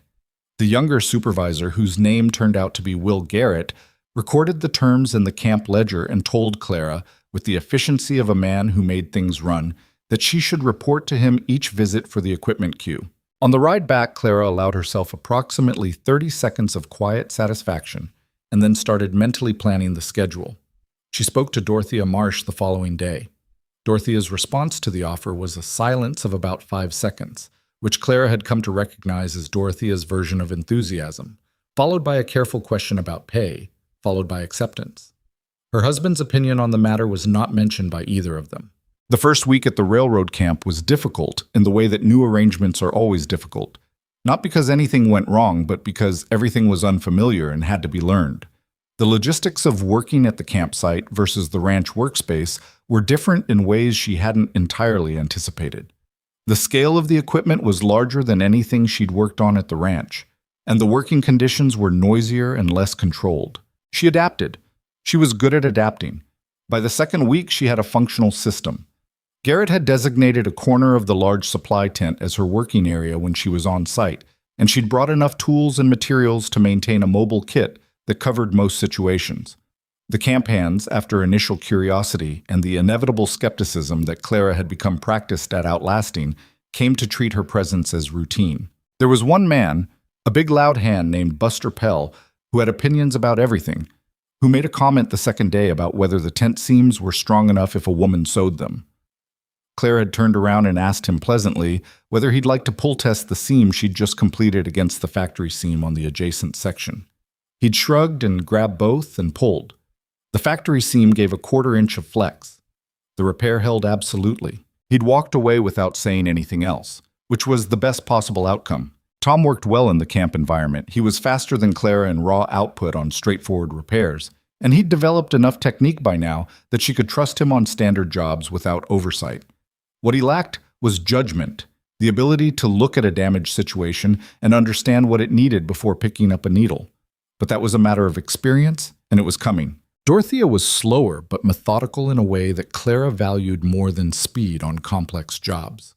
She also had a quality that Clara had noticed in their earlier interactions. She remembered everything she was shown and applied it correctly the first time, without having to be corrected. That was a rare thing. The contract had been running for 3 weeks when Victor Crow came to the ranch. He came on a Tuesday afternoon, unannounced, in his best coat, driving his own wagon. He was pleasant when Gideon met him at the gate, the surface pleasantness of a man who has decided to have a particular kind of conversation and has composed himself for it. Clara was in the workspace and heard the wagon come in. She stayed where she was. Gideon brought Crow to the workspace because there was no real reason not to, and because Gideon did not particularly believe in having conversations about a person in their absence. "Miss Whitmore," Crow said. His tone was easy and neutral. "I hear you've landed a contract with the railroad camp." "That's right," Clara said. She kept working, not as a dismissal, but because stopping work mid-seam caused problems she'd have to correct later. Quite an accomplishment. He said it in a way that might have meant it or might not. "I came to have a word about supplies, actually." "What about them?" "I understand you've been ordering some of your materials from Cheyenne." He said it without accusation, conversationally. "I wanted to make sure you knew I can match most prices for regular customers, bulk orders especially." "I appreciate that," Clara said. "What I've been ordering isn't something you carry. I could order it. The lead time from your suppliers is longer than the lead time from mine, based on my experience so far." Crow was quiet for a second. He smiled, and the smile was fine, but didn't get all the way to his eyes. "Well, if your arrangement changes, the offer stands." He shifted, looking around the workspace with the particular attention of a man estimating. "You've built quite a little operation here." "I've built an operation," Clara said. He looked at her. She looked at him. Gideon stood slightly to the side with his arms crossed, not saying anything. "The railroad camp," Crow said. "They're good customers for me as well. Or were." He paused. "I imagine Reese will find that some repairs are more complicated than they seem once weather sets in." "I imagine he'll find they're less complicated than replacement," Clara said. Another small pause. "Of course," Crow said. "Well, good afternoon, Miss Whitmore." "Hail." He turned and walked back to his wagon. When he was gone, Gideon turned to look at Clara. "That was a warning," she said, before he could speak. "I know it was. He's going to find a way to undermine the camp contract. He can't actually interfere with the contract. He doesn't have to. He just has to make Reese doubt the work. She set down the needle and looked at the workspace for a moment, thinking. He's not going to confront me directly. That's not how he operates. He'll work around the edges. What do we do?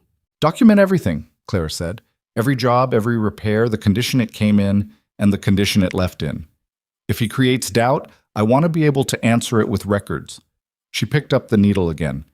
And I need to make sure Reese understands what he's getting before Crow has a chance to tell him what he should think about it. The rumors started 10 days later. They arrived in the camp first. Clara heard about them from Will Garrett, who told her without editorial comment that there was talk among the hands that some of the repair work on the supply tarps wasn't up to the sustained wind loads Wyoming would see in November. Where's this coming from? Clara asked. Not sure, Garrett said. He was a careful man, not given to speculation. It's not coming from men who've worked with you. What does Reese think? He hasn't said anything to me about it, but he's heard it. Clara went to find Reese directly. He was at the grading site and she waited until he had a natural break, which took about 20 minutes, and then approached him. She came with her documentation, the repair log she'd been keeping, with dates, descriptions, materials used, and notes on the condition of each repaired piece. You've heard the talk, she said. Reese looked at her steadily. I've heard something. My repair records, she said, and handed him the log. Every job since the contract started. I've noted the condition of each piece when it came in and what I found during the repair. If there's a specific piece you want to inspect, tell me which one and I'll go through it with you. Reese took the log and read it, not quickly. He turned pages. He stopped at certain entries and read them more carefully. Clara waited. Who's spreading this, she said, after he'd had enough time. I don't know, he said, and I'm not going to speculate. I'm not asking you to speculate. I'm asking because if someone is deliberately creating doubt about my work, you should know their motive. Reese looked at her. I know the merchant in town was selling us replacement canvas before you came along, he said. I'm not stupid. I didn't think you were. If the work holds, the talk doesn't matter. He handed the log back. I'm not removing you from the contract over rumors. Thank you, she said, but keep the log if you don't mind. I'll bring updates every week. 3 days later, the storm came. It arrived fast, the way Wyoming storms sometimes do. A front that the sky had been building for a week, but that gave maybe 4 hours of real warning before it hit. The temperature dropped 15 degrees in 2 hours. The wind picked up from the northwest with serious intent. By midnight, the camp was in the full force of it. Sustained winds that would have tested any canvas structure, with gusts that came in hard and sudden. Clara heard about the tent failure the next morning from Tom, who'd been in Borden Creek when one of the camp hands came through. One of the large mess tents had failed, not torn apart, but collapsed partially when a seam gave, which was enough to dump a significant amount of cold water on 50 men who were trying to eat breakfast and cause general chaos. By the time Clara arrived at the camp, the story had already acquired a shape. She found Garrett first. His expression was careful. Which tent? She said. Number 3 mess. Show me. The tent was down on one side, the collapsed section still wet and heavy. Clara went to where the seam had failed. She could see it clearly, the seam blown out along a 6-foot section. She looked at it for a long time. The seam was not one she had worked on. She knew this because she kept records of exactly what she'd done in each tent, and Mess Tent 3 had received a grommet repair on the east side and a waterproofing treatment on the roof section. The blown seam was on the south wall, which she had not touched. She found the original seam material, factory stitch, which meant it had left the manufacturer with whatever quality the manufacturer had given it. She examined the thread, or what was left of it. It was degraded in a way that went beyond weather stress. The thread had been in poor condition before the storm hit, not worn out over time poor condition, wrong material poor condition. This was not the heavy waxed linen thread appropriate for load-bearing canvas seams. It was something lighter, something that had been used when the tent was assembled or previously repaired by someone other than her. She went to find Reese. He was with 2 other men who Clara didn't know. One of them in a coat too good for a construction site, which suggested he was from the railroad company rather than the camp. Reese's expression when he saw Clara arrive was unreadable. It wasn't my work, she said directly, before anything else could be said. I have a record of every piece of that tent I touched. The failed seam is the south wall. I did not touch the south wall of Mess Tent 3. Miss Whitmore, Reese started. Let me show you. She handed him the record. He looked at it. The man in the good coat was watching with the particular alertness of someone who has a financial stake in what's being decided. The failed seam used light thread, Clara said. Not appropriate for a structural canvas seam in this climate. I would never use that material for this application. I can show you the thread I use. We know what thread you use, Garrett said. He'd appeared at the edge of the group. His voice was flat and informative. I've been through your supply kit. Clara looked at him. He met her eyes and gave her the small, neutral nod of a man making sure she understood he was being straight with her. The thread in the failed seam, she said, turning to Reese. Can I examine it? Reese looked at the man in the good coat, who appeared to think about it for a moment, and then nodded. Clara went back to the failed seam with Reese and the man from the company, whose name turned out to be Alderman, a supply director, and examined the thread carefully. She held a section of it to the light, ran it between her fingers, compared it to a spool of her own thread. This isn't standard construction canvas thread, she said. The weight is wrong. The wax treatment is wrong. Or rather, there isn't one, which is why it degraded in moisture. She paused. This looks like replacement thread, from a retail source. Alderman looked at the thread. Reese looked at the thread. There was a silence that had a particular quality to it. Where does the camp get replacement thread for its maintenance supply? Clara asked. She kept her voice entirely neutral. Another silence. Crow's in town, Garrett said. He said it the same way he said everything, factually, without color. Clara didn't say anything. She didn't need to. She held the thread and the silence held itself, and Reese and Alderman did the arithmetic in the quiet. Someone used retail thread on that seam, Alderman said finally. Recently. The camp has had maintenance hands doing repair work when Miss Whitmore isn't on site, Garrett said. I can find out which hand did this section. Do that, Reese said. I want to be clear about something, Clara said. I'm not accusing anyone of deliberate sabotage. A camp hand may have used what was available and not understood the difference. That's not malice. That's a training problem. She paused. But the thread came from somewhere, and if the source of that thread has been telling people in this camp that my repairs are unsafe, while supplying inferior replacement materials for maintenance work, that's a different problem. She could see Reese processing this, carefully, methodically, the way a man processes something he'd rather not have to deal with.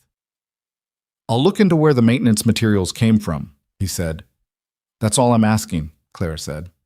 The investigation, such as it was, on a frontier construction site, took 2 days. Garrett was thorough and quiet about it, asking questions without making it a production. What he found, and reported to Reese and Clara together, was that a man named Hobson who did camp maintenance work had been buying small quantities of repair supplies at Crow's General Store on the camp's account for the past 3 weeks. Hobson was not a malicious man.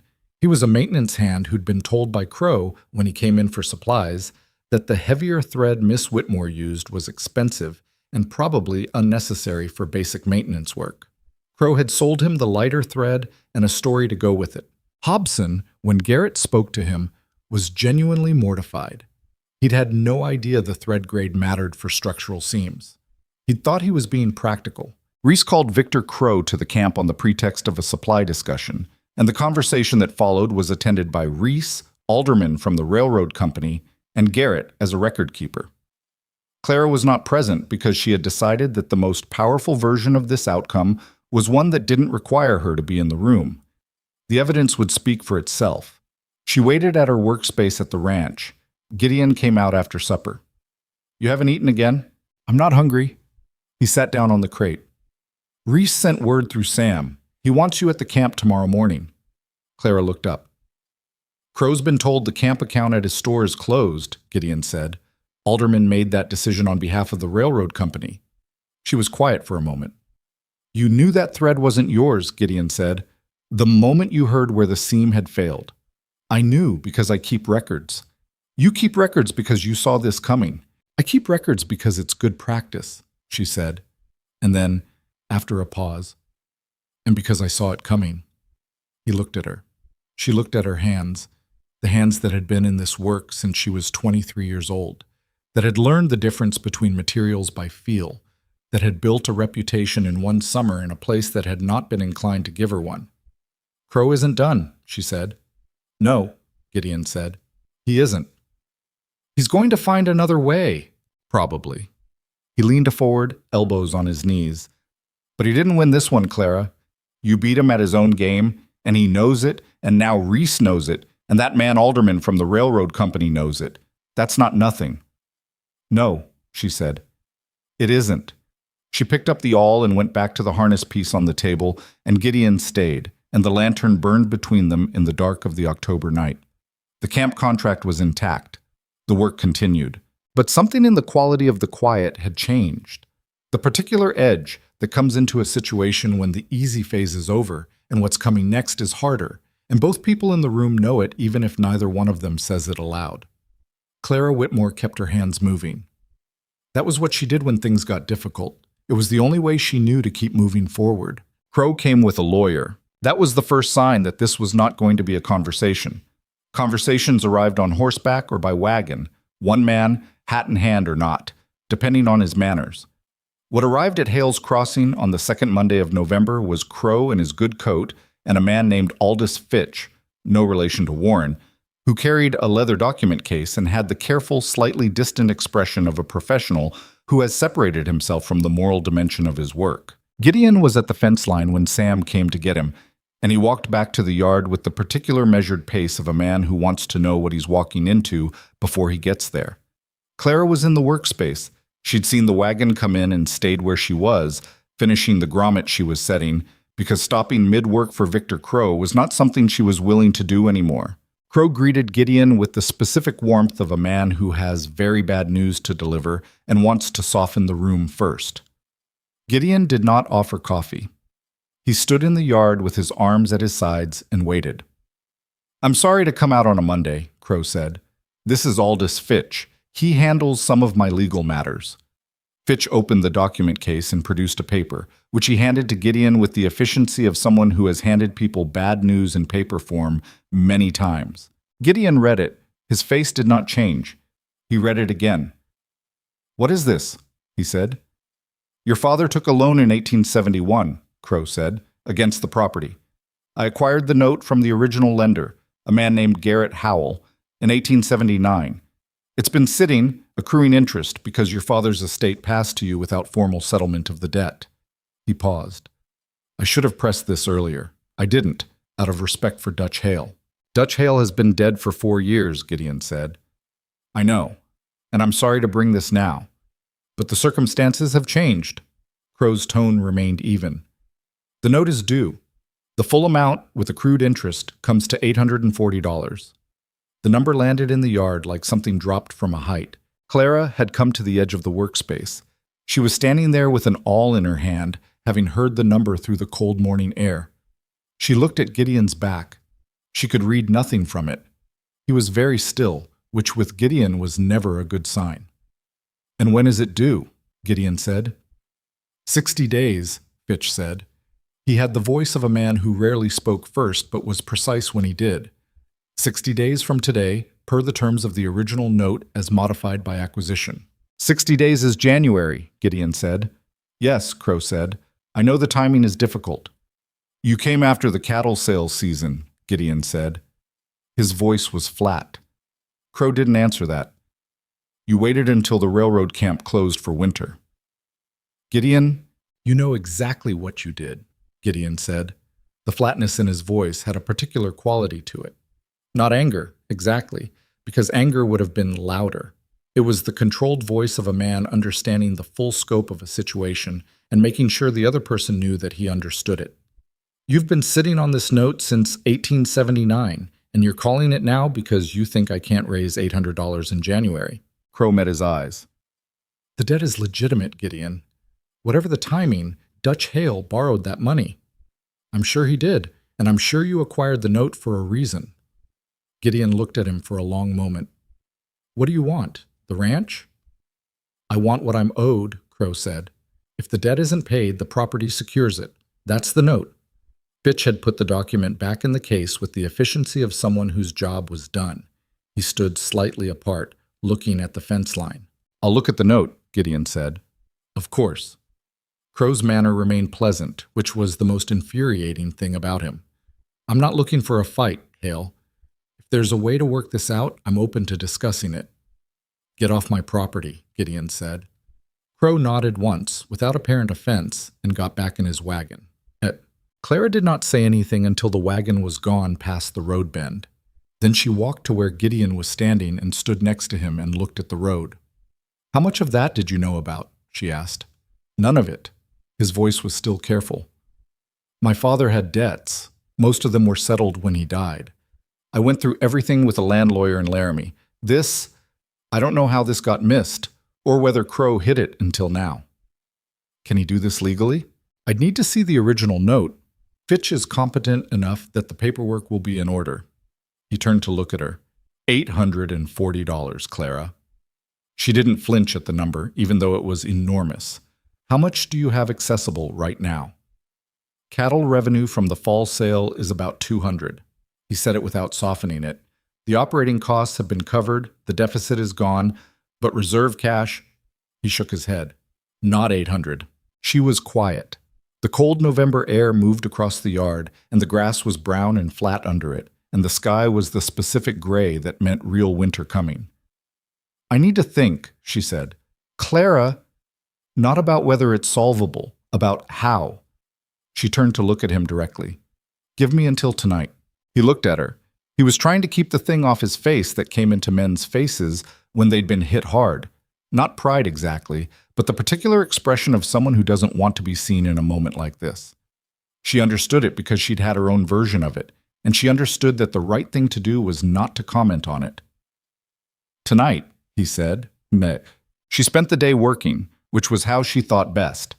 Her hands on familiar material, the repetition of a task she could do without conscious direction, left her mind free to run through the problem systematically. $840 in 60 days. The railroad camp had closed for winter the previous week. The construction season ran through October and resumed in April when the ground thawed, and in the interim the 120 men dispersed to winter quarters in Laramie and Cheyenne. The camp contract was intact. Reese had confirmed it for the spring season before he left, and had paid the November invoice in full, but there was no revenue coming from it until April. The settler season was over. The settler traffic that had sustained the summer months dried up in late September and would not return until May at the earliest. What she had was the ranch's internal maintenance work, which was steady but small. And she had Dorothea and Tom, who were skilled now but whose skills were only generating income if there was work to apply them to. She turned it over. The problem with the winter was not that there was no work. The problem was that the work was in the wrong places. The railroad camp was closed, but the railroad company's equipment didn't disappear for winter. It sat in storage yards in Laramie and Cheyenne, and it would come out in the spring in the same condition it went in, or worse, if it sat improperly through freeze and thaw cycles. Equipment that went into spring storage properly maintained and waterproofed lasted longer and needed less repair in the working season. Equipment that sat without treatment came out in April, needing significant work before it could be used. She thought about this in October, but not with any urgency, because in October there had been no urgency. Now there was urgency. She set down the canvas section at 4 o'clock and went to find Tom. He was in the barn working on a broken wagon hitch with Davy. She pulled him aside. "The railroad equipment," she said. "When Reese packed out, where did the camp equipment go?" "Laramie, mostly," Tom said. "Some to Cheyenne. They've got storage yards." "Who manages the storage yards?" "Some company man." "I don't know who." He looked at her. "Why?" "Because that equipment needs winter maintenance work before spring. Treatment, repair, proper storage preparation. And nobody's being paid to do it right now because nobody's thought to offer." She looked at him steadily. "If I could get a contract for winter storage maintenance on the railroad's equipment, we'd have income through January and February." Tom processed this. "That's a different client than Reese. Reese was the camp foreman. The equipment belongs to the railroad company.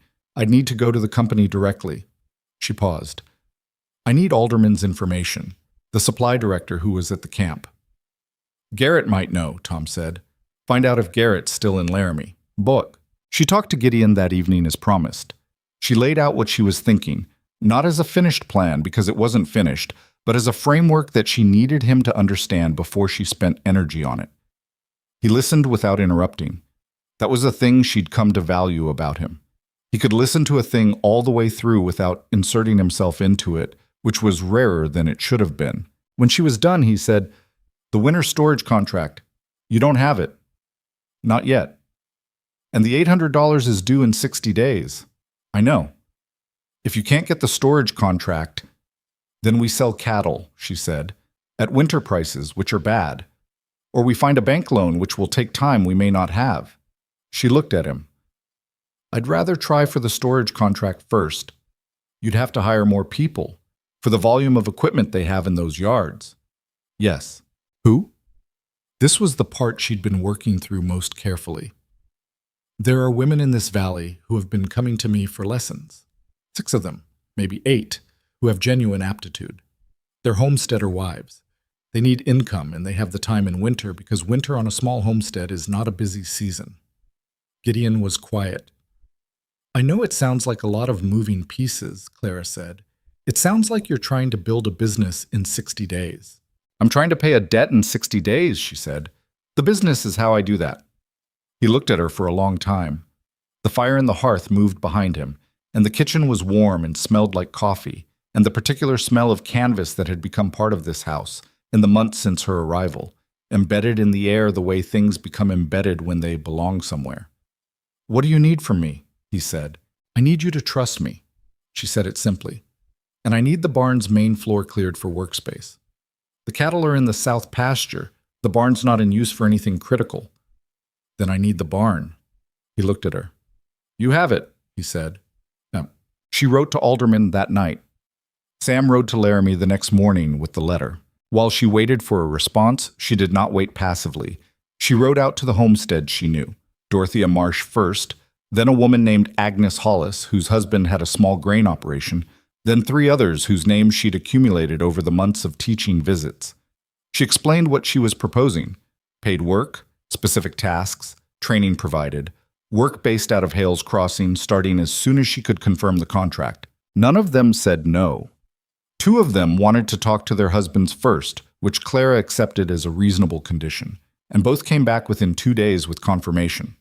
Dorothea Marsh did not consult her husband, which Clara noted without comment. The barn transformation took 3 days. Gideon and the hands moved what needed moving, built 2 additional work tables from lumber in the storage shed, ran a second lantern line from the existing barn wiring so the space had enough light for fine work. Cole Dearborn, who had been watching all of this with his customary unreadable expression, helped without being asked and said nothing except, on the second day of construction, "Your father would have liked this, Gideon," which Gideon received without responding to verbally, though something in his face shifted. Alderman's response came 6 days after the letter was sent. Clara opened it at the kitchen table with Gideon sitting across from her. He was watching her read it, and she was aware of his watching and understood why. She read it twice. Then she set it down. "He's interested," she said. "He wants to meet." Gideon exhaled, the small, controlled exhale of a man who had been holding something without admitting he was holding it. "When?" "He can be in Laramie next Tuesday. He wants me to come to the storage yard so I can see the equipment volume." She looked at Gideon. "I need to go to Laramie. I'll take you." "You don't—" "I'll take you," he said again. It wasn't an argument. It was a statement. She looked at him for a moment. "All right." Laramie in November was cold and gray and smelled like coal smoke and horse. They arrived Tuesday morning and met Alderman at the railroad storage yard on the south side of town, which was a large, flat, fenced area with rows of equipment in various states of organization: wagon frames, canvas stockpiles, crate goods, machinery components covered with tarps. Alderman was businesslike and direct, which Clara had already formed as her opinion of him from the camp episode. He took them through the yard himself. The scope of it was larger than she'd estimated. There was enough canvas equipment alone to occupy 3 full-time workers for 6 weeks. Combined with the leather harness goods and the tarp materials, it was a substantial job. She did not let the size of it show on her face. "What's your current maintenance arrangement for winter storage?" she asked. "We don't have one," Alderman said, with the bluntness of a man who doesn't enjoy admitting it. The crew packs out, the equipment sits. We've had deterioration problems in past seasons. A significant percentage of the canvas goods need repair at the start of each season that wouldn't have been needed if they'd been stored properly. What does that cost you in spring delays? He named a figure that made Clara's expression stay very, very still. I can put this yard in order, she said. Proper inspection, treatment, repair of anything that needs it before storage, correct covering and organization. I'd need to bring workers. I have trained workers available. The cost would be, she calculated for 2 seconds. The cost would be considerably less than what you're currently losing in spring repair and delay time. Alderman looked at her, he looked at Gideon, he looked at the yard. How long? He said. For this volume, with my team, 6 weeks. Maybe 5 if the damage rate is lower than I'm estimating. That gets you to mid-January. Yes. He named a figure. It was not what she'd hoped for, but it was workable. She counter-named a figure. He paused, looked at the yard, and came back with a number between the two. She accepted it because it was fair, and because she understood that fair was more sustainable than winning. They shook hands in the cold Laramie air, and Alderman said he'd have the paperwork to her by Friday, and Clara said she'd have her team ready to start the following Monday. On the ride back to Borden Creek, she ran the numbers in her head 3 times to make sure she wasn't making an error in the arithmetic. She wasn't. The Laramie contract, combined with what was already in the operating account, would get them to within about $200 of the total debt. Close. Not there. Gideon drove and didn't push her to talk. He'd learned to read when she was calculating and leave her to it. After maybe 20 minutes, she said, "We're going to be short." How short? 200, roughly. Unless the repair damage rate in the yard is higher than average, then the job value goes up and we might be fine. But I can't count on that. I have cattle I can sell, he said. Winter prices. I know, but if it fills the gap. He kept his eyes on the road. I won't sell more than I have to. She was quiet for a moment. There's another option. What? The camp contract for spring is confirmed. I could ask Reese for an advance on the first month's invoice. She paused. It's not ideal. It puts me in a position of asking. Is that a problem? It's a thing I prefer not to do, she said honestly. I'd rather earn forward than borrow backward. That's a principle, he said. But $200 in 60 days is a practical problem. I know. They drove. I'll write to Reese, she said finally, and you hold the cattle as a backup. She looked at him. I don't want to sell your cattle, Gideon. There are cattle, he said.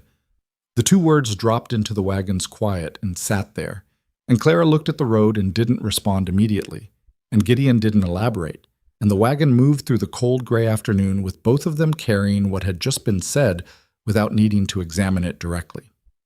The work in Laramie started the following Monday. Clara took Tom, Dorothea, and 4 of the homestead women, Agnes Hollis, a woman named Frances Briggs, who turned out to be extraordinarily fast with a needle, a younger woman named Nell Carver, who was 17 and learning faster than anyone Clara had trained before, and a quiet Swedish woman named Ingrid Sola, who didn't say much but worked with a concentration that Clara recognized as kinship. They boarded together at a respectable rooming house near the storage yard for the week, working days and returning to Borden Creek on weekends. Clara had negotiated the rooming house cost into the contract overhead, which Alderman had accepted without debate. The first day in the yard confirmed her estimate. The deterioration rate was average, not worse than expected, not better. They would need all 6 weeks and the job would come in close to her projected value, which meant the shortfall would still exist when they were done. She wrote to Reese on the Wednesday of the first week. She kept the letter professional and specific. She explained the situation without over-explaining it. She asked for a $200 advance on the spring contract's first invoice, against the work already confirmed. She sent it by the Tuesday post and received a response 11 days later. Reese had written back in his characteristic style, which was direct and short. He said the advance was a reasonable request given the confirmed contract and the work already performed in the fall season. He said to expect the draft by the end of November. Clara read the letter in the storage yard with canvas dust on her hands, and Frances Briggs working 5 feet away on a tarpaulin. She read it twice, folded it, put it in her coat pocket, and went back to work. Frances said, without looking up, Good news? Workable news, Clara said, which was what she said about most things. The nights in Laramie were long and quiet in the rooming house. The women talked at supper in a way that women talk when they're away from their regular lives, and the usual social rules have loosened somewhat. Agnes Hollis was funny in a dry way that Clara hadn't discovered in the homestead visits. Nell Carver, for all her 17 years, had opinions about everything and stated them with a confidence that Clara found genuinely refreshing. Ingrid Sola, when she finally spoke at length, on the fourth evening, over a discussion of whether a certain tent corner repair could be done with a different grommet size, turned out to have strong technical opinions that she expressed precisely and without social apology, which made Clara like her enormously. Dorothea Marsh said on the fifth evening, "My husband still doesn't believe this is real." "The job?" Clara said. "The money." Dorothea wrapped both hands around her coffee cup. "I brought home what I earned the first week." He looked at it like it might be wrong, like someone had made an error. Clara looked at her. "What did you say?" "I said I'd be bringing the same amount every week until January." Dorothea's expression was impossible to classify. It was not triumphant and not sad and not simple. He didn't say anything else about it. The table was quiet for a moment. "My father said I couldn't do this work," Clara said. It came out without particular planning. Not the specific work. Any work outside the house. He thought it was wrong for a woman to have a skill that took her out into the world. She looked at her coffee. He wasn't a bad man. He just had a fixed picture of what was appropriate. "What happened?" Agnes asked. "He died when I was 22. I got a job at the canvas shop 3 weeks later because I needed to eat." She paused. "I wasn't making a statement. I was surviving, but it turned out to be the same thing." Nell Carver was looking at her with the specific intensity of a 17-year-old absorbing something she intends to keep. Clara noticed it and didn't remark on it, but filed it away. The work in Laramie ran into its fourth week when Crow made his next move. It came through the town, the way things traveled in small places. An incremental pressure, a series of conversations that seemed separate but weren't. Clara heard about it from Gideon, who rode to Laramie on the weekend of the fourth week with a specific expression that told her he had something to tell her that he hadn't wanted to write in a letter. They walked in the storage yard after the other women had gone to supper. "Crow's been talking about the debt," Gideon said. "In town, specifically about the 60-day deadline." Clara looked at him. "What's he saying?" "That the ranch can't possibly raise $840 by January, that once the property transfers." Gideon's jaw was set. "He's already talking about it as a transaction that's completed." "He's trying to make it feel inevitable," Clara said. "He's doing a good job of it. I had 2 men come to me separately last week with the kind of sympathetic faces people get when they've already decided something is over." "What did you tell them?" "That the debt would be paid." He looked at her. "I didn't tell them how because I'm not sure I fully believe how yet, and I didn't want to say something I couldn't back up." Clara turned this over.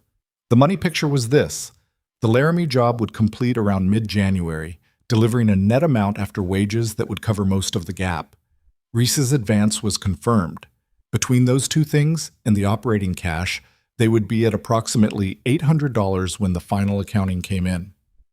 $40 short of the note. She had not told Gideon about the $40 shortfall yet because she had been intending to solve it before she had to. She told him now, standing in the cold storage yard with equipment stacked in rows around them. He listened. Then, $40. "I'll find it." "I have $40, Clara." "I know you do. That's not—" She stopped, looked at him. "That's not the point I'm making. The point I'm making is that $40 is solvable. $840 looked insurmountable 6 weeks ago." He looked at her for a moment. "You've been carrying all of this." "We've been carrying all of this," she said. "You cleared the barn. You drove to Laramie. You're managing the ranch through winter short-handed because Tom and I are here half the week. That's not the same as what you're doing. It's the same in the ways that matter." She turned to face him directly. "Gideon, we're going to pay this debt. Crow is telling people it's over because he wants it to feel over. It isn't."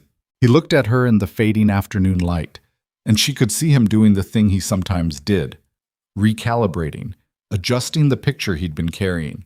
He'd carried a picture of this ranch as something he was keeping alive out of obligation for a long time. She'd been watching that picture change all year, and it still moved her when she saw it happening. $40, he said again. $40. I'll have it when you need it. I know, she said. I've always known. It does, but... The last 2 weeks of the Laramie work were the hardest because they were the most physically demanding. The large wagon frames and heavy tarp materials that had been deferred to the end of the job because they required the most labor. Clara's hands ached by the end of each day, in a way she didn't mention because mentioning it wouldn't help. Frances Briggs had developed a blister on her right palm that Clara had treated and wrapped, and which Frances had declined to complain about with a stoicism that Clara respected.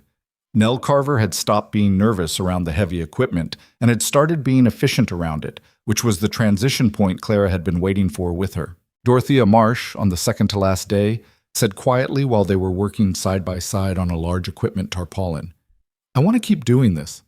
Clara looked at her. After the winter job, in the spring, with the camp work. She kept her hands moving, the needle going through the canvas with the steady rhythm she'd developed over weeks. "I know I'd need to work out the arrangements at home, but I want to keep doing this work." "Good," Clara said. "I want you to." "My husband's opinion has changed somewhat," Dorothea said. The understatement was dry enough to be deliberate. "Money changes opinions." "It does," Clara agreed. On the final day, Alderman came to inspect the completed work. He walked the entire yard with Clara, checking the organized inventory, the treated and repaired canvas sections, the prepared equipment. He was thorough and specific and found 2 minor items he wanted addressed, which Clara's team fixed in the time it took him to complete his walk. He signed the completion paperwork, shook Clara's hand, and said, "This is better than I expected." She said, "I told you it would be." He seemed slightly surprised by this, then appeared to decide he appreciated it. "I'll be in contact with you before the spring season," he said. "There's additional storage in Cheyenne we may want serviced." She noted this without letting what it meant show on her face, because the immediate problem was still immediate, and there was no use getting ahead of it.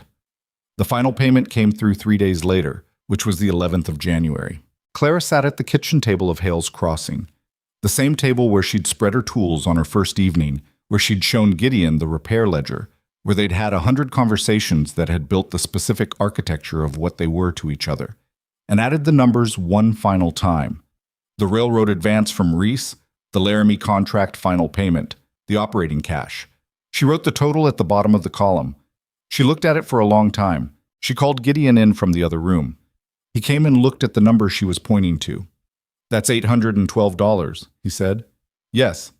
He went to the mantelpiece, the same mantelpiece that still held the old clock that didn't run, and a photograph of Dutch Hale that she'd always been respectful of, and came back with a small tin. He opened it and counted out $28 in coin and 2 bills and set it next to her ledger. "That's 40, he said. "I know what it is," she said. "Then we have $852, he said, "which is 12 more than we need." She looked at the money on the table, then at him. He was watching her with an expression that was tired and solid and something else she didn't try to name. "Crow comes on Friday," he said. "I know." "Will you be here?" She looked at him. "Where else would I be?" He didn't smile. He wasn't a man who smiled easily or often. But something in his face that had been set and tense for 6 weeks released. Not dramatically, but in the way of a thing that has been under pressure for a long time and finally is not. Outside, the Wyoming January pressed cold and flat against the windows, and the barn that had been cleared and converted stood in the dark yard full of organized tools and proper workspace. And somewhere down the road in Borden Creek, Victor Crow thought he was coming on Friday to collect a property. He was coming to collect a debt. That was a different thing entirely. And Clara Whitmore, who had arrived in this town with a canvas roll of tools and no particular welcome, and had built something real from what others had written off, sat at the kitchen table and looked at the money and let herself feel, for exactly as long as it was practical to feel it, exactly what she had done. Then she picked up her needle and went back to work. There was still Friday to get through. Friday came in cold and clear, the way Wyoming January mornings sometimes do. The sky a hard, pale blue, and the ground frozen solid underfoot, The kind of day that has no sympathy in it and makes no promises about warming up later. Clara was awake before dawn. She wasn't anxious, exactly. It was more the quality of alertness that comes before something that matters. The same feeling she'd had on the morning of the Laramie inspection, on the morning she first went to meet Reese, on the morning she'd arrived at Hale's Crossing with a canvas roll under her arm and found a man holding his hat in front of a crumbling ranch and not knowing what to do with either of them. A kind of charged stillness. Not fear, just recognition that the day was significant, and her body knew it before her mind had fully engaged. She made coffee. She built up the fire. She sat at the kitchen table with the money, counted and organized, the paper bills pressed flat, the coins in a cloth, the total documented in the ledger in her own handwriting, and drank her coffee and looked at it. $852. Gideon came downstairs while it was still dark, which was normal for him, and stopped when he saw her sitting there. "Couldn't sleep," she said. "Me neither." He poured coffee, sat across from her, looked at the money. "It's real," he said. Not to her specifically, to himself maybe, or just to the room. "It's real," she confirmed.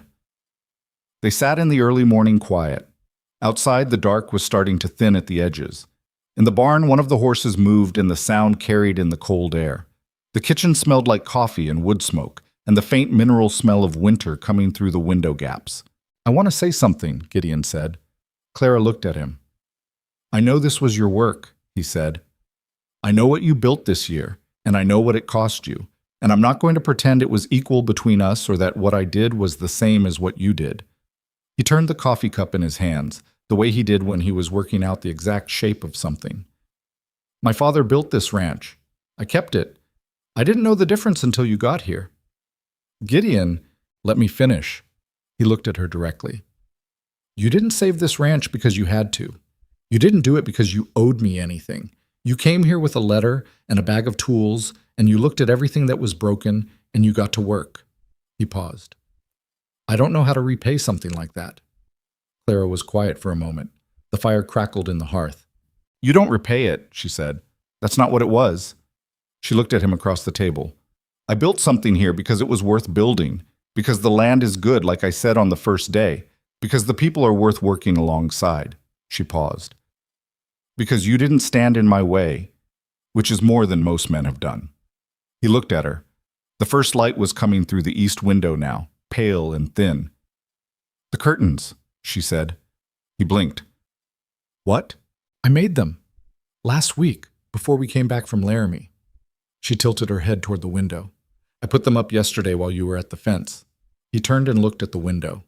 The curtains were blue, the particular shade she'd decided on in October, a medium blue that was neither cheerful nor somber, but solid and real. They were not elaborate. They were well made, with reinforced hems and properly weighted edges so they hung straight. He looked at them for a long time. "Blue," he said. "Blue," she said. He turned back to her. His expression had several things in it that he didn't try to order or compose, and she held his gaze and didn't look away. And between them the morning came fully through the window in a light that was cold and clear and had no sentimentality in it whatsoever, which was exactly right. Crow arrived at 10 in the morning with Fitch and a third man Clara didn't recognize, a heavy-set fellow with a land assessor's bag, which told her everything about what Crow had expected this morning to be. The hands had all found reasons to be near the yard. Sam was checking fence posts directly adjacent to the house. Davy was examining the water trough with unnecessary concentration. Carl Steffens was standing near the barn with his arms crossed, not pretending to be doing anything. Tom Wicker was at the edge of the workspace with a piece of canvas he was supposed to be cutting but wasn't cutting. Cole Dearborn stood on the porch with Gideon, which was where Cole stood when something important was happening. Clara came out of the house when the wagon came through the gate. She had the ledger under her arm and the cloth of money in her hand, and she walked to the yard without hurrying. Crow climbed down. He looked at the yard, at the hands positioned around it, at the barn workspace visible through the open door, at the general solidity of things that had been in worse repair when he'd last visited. He looked at Clara. Something moved in his face that wasn't quite surprise, but was the adjustment a man makes when a scene doesn't match the version he'd been carrying. "Miss Whitmore," he said. "Hale." He nodded to both of them. I'm here for the settlement of the note. I know, Clara said. She handed him the cloth. $840. Count it. Crow took the cloth. He didn't open it immediately. He was looking at her with an expression she hadn't seen on him before. Not the pleasant surface ease he usually wore, and not the mild implied threat of the November visit. Something flatter.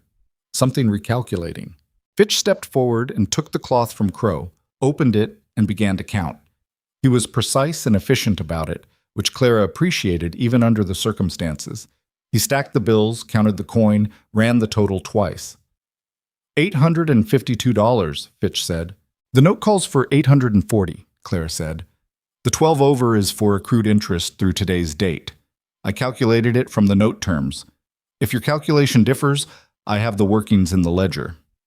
Fitch looked at his own documents. He checked something, looked up. The calculation is accurate. Crow still hadn't said anything. He was looking at the money in Fitch's hands with the expression of a man watching a plan dissolve, not loudly, but completely. The note, Clara said. Fitch looked at Crow. Crow, after a moment, nodded once. Fitch produced the note from his case and handed it across. Gideon took it and looked at it. Looked at it the way you look at something that has been weighing on you for months, not reading it exactly, but confirming that it exists and that it is now in your hand and not someone else's. Mark it satisfied, Clara said to Fitch. Fitch produced a pen, made the notation on his copy, dated it, and handed the receipt to Gideon. The assessor with the land bag had not moved from the wagon. He was looking at the scene with the expression of a man who had been brought to do a job and now clearly wasn't going to do it and was uncertain whether to stay or leave. Crow turned to look at him. You can go, Hennessy, he said. Hennessy climbed back up on the wagon. For a moment, the yard was very quiet. The cold air moved through it. Carl was still standing by the barn. Sam had stopped pretending to examine the fence post. Tom had set down the canvas entirely. Crow looked at Clara. There was no pleasantness in his face now, and no threat either. It was just the look of a man who has run a long game and had it end badly, and knows it. You're more resourceful than I expected, he said. It wasn't quite a compliment, and it wasn't quite a concession. It was just a fact, stated with the particular flatness of someone who is done arguing. Most people are, Clara said, when they have something worth working for. Crow held her gaze for a moment, then turned and climbed back into his wagon without anything else. Fitch got up beside him. The wagon turned and went back through the gate and down the road, and Hennessy followed in the assessor's wagon, and they watched until both wagons had cleared the bend and disappeared behind the cottonwoods. No one spoke for a second. Then Cole said, from the porch, "Well," and Tom let out a breath that was half a laugh, and Davy actually smiled, which was rare enough to be notable, and Carl Steffens turned back to the barn with the satisfied expression of a man who saw this coming and is glad to have been right. Gideon looked at the receipt in his hand, then at Clara. She looked back at him, and neither of them said anything, and the morning held everything that needed to be held in that particular silence. The Valley's accounting of what had happened took the better part of the following weeks to fully circulate, and when it did, it was not a dramatic story the way Crow might have told it if the outcome had been different. There was no single moment of public revelation. There was no confrontation in the town square. There was instead the slow, practical revision that happens in places where people know each other's business, a gradual shift in how the facts were understood and who was given credit for them. Crow's store remained open. He was a businessman and a resilient one, and the loss of the railroad account and whatever plans he'd had for the Hales Crossing property had not ruined him. He was diminished, though. The particular authority that had come from being the one person in Borden Creek who knew things others didn't, who held notes on properties and extended or withheld credit with the ease of long practice. That was not what it had been. People remembered the tent seam. They remembered the inferior thread sold to the railroad hand. Some things, once noticed, don't go back to being invisible. Ruth Granger, who had told Clara she must miss proper women's work, brought in a torn dress to the workspace in February and did not mention the irony or acknowledge the previous conversation. Claire repaired the dress without comment. Ruth paid. She left and came back 2 weeks later with a tablecloth that needed its border resewn, and this time she stayed to watch and asked one technical question, and Clara answered it. And that was the beginning of whatever they would eventually be to each other, which was not friendship exactly, but was the honest, functional respect of two women in a small place who had revised their opinions. Dorothea Marsh's husband came to the ranch in late February with a tent that needed serious work and the specific manner of a man who wanted to say something and was organizing his courage around it. He shook Clara's hand when he paid and said, with difficulty, "Dorothea is a better worker than I knew." It was the most he could manage, and Clara understood it for what it was. Nell Carver came back in March, this time asking if she could apprentice more formally in the spring season. Clara said yes without hesitation and wrote to Nell's mother explaining the arrangement, and Nell's mother wrote back a letter that was 3 pages long and thanked Clara in terms that were somewhat overwhelming, which Clara read once and then folded away. The spring contract with the railroad camp opened in April, larger than the previous season because Alderman had made good on his mention of the Cheyenne storage yard. Clara negotiated the expanded terms with Reese and Alderman together, in a meeting where she was the only woman in the room, and this fact was the least interesting thing about the meeting to anyone present, including her. She hired Frances Briggs permanently. She hired Ingrid Sola for the camp season. She kept Tom Wicker on, though she had started nudging him toward something more. He had enough skill now to train others, which was a multiplying capability, and she told him so. And he received it with the particular look of someone being handed a responsibility they didn't expect and are not sure they deserve, which was exactly the right response. The ranch itself, Hale's Crossing, Dutch. Hale's original construction, the thing that Gideon had been keeping alive out of obligation for years, became something different gradually, the way most real things change. The cattle operation continued. Gideon was a rancher, and he had always been a rancher, and that didn't change. But the financial architecture of the place changed entirely. The repair business was no longer a supplemental income propping up the cattle revenue. It was a parallel operation, robust enough to stand independent of the seasonal cattle cycles, which had always been the vulnerability. A bad cattle year no longer meant a crisis. It meant adjusting and continuing. The bunkhouse got a proper floor. The barn roof that had been the worst of the original repairs got replaced. Not just patched, actually replaced, with Gideon and the hands doing most of the labor and Clara working alongside them on the sections that required it. The main house got its porch railing fixed, which had been loose for 3 years, and the kitchen got a proper range to replace the aging one that had been held together with maintenance and stubbornness. None of it happened all at once. None of it was perfect.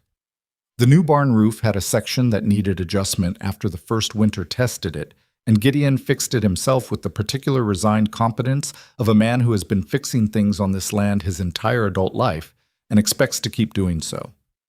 The kitchen range was secondhand from a Laramie hardware dealer and had a temperament that required understanding before it cooperated.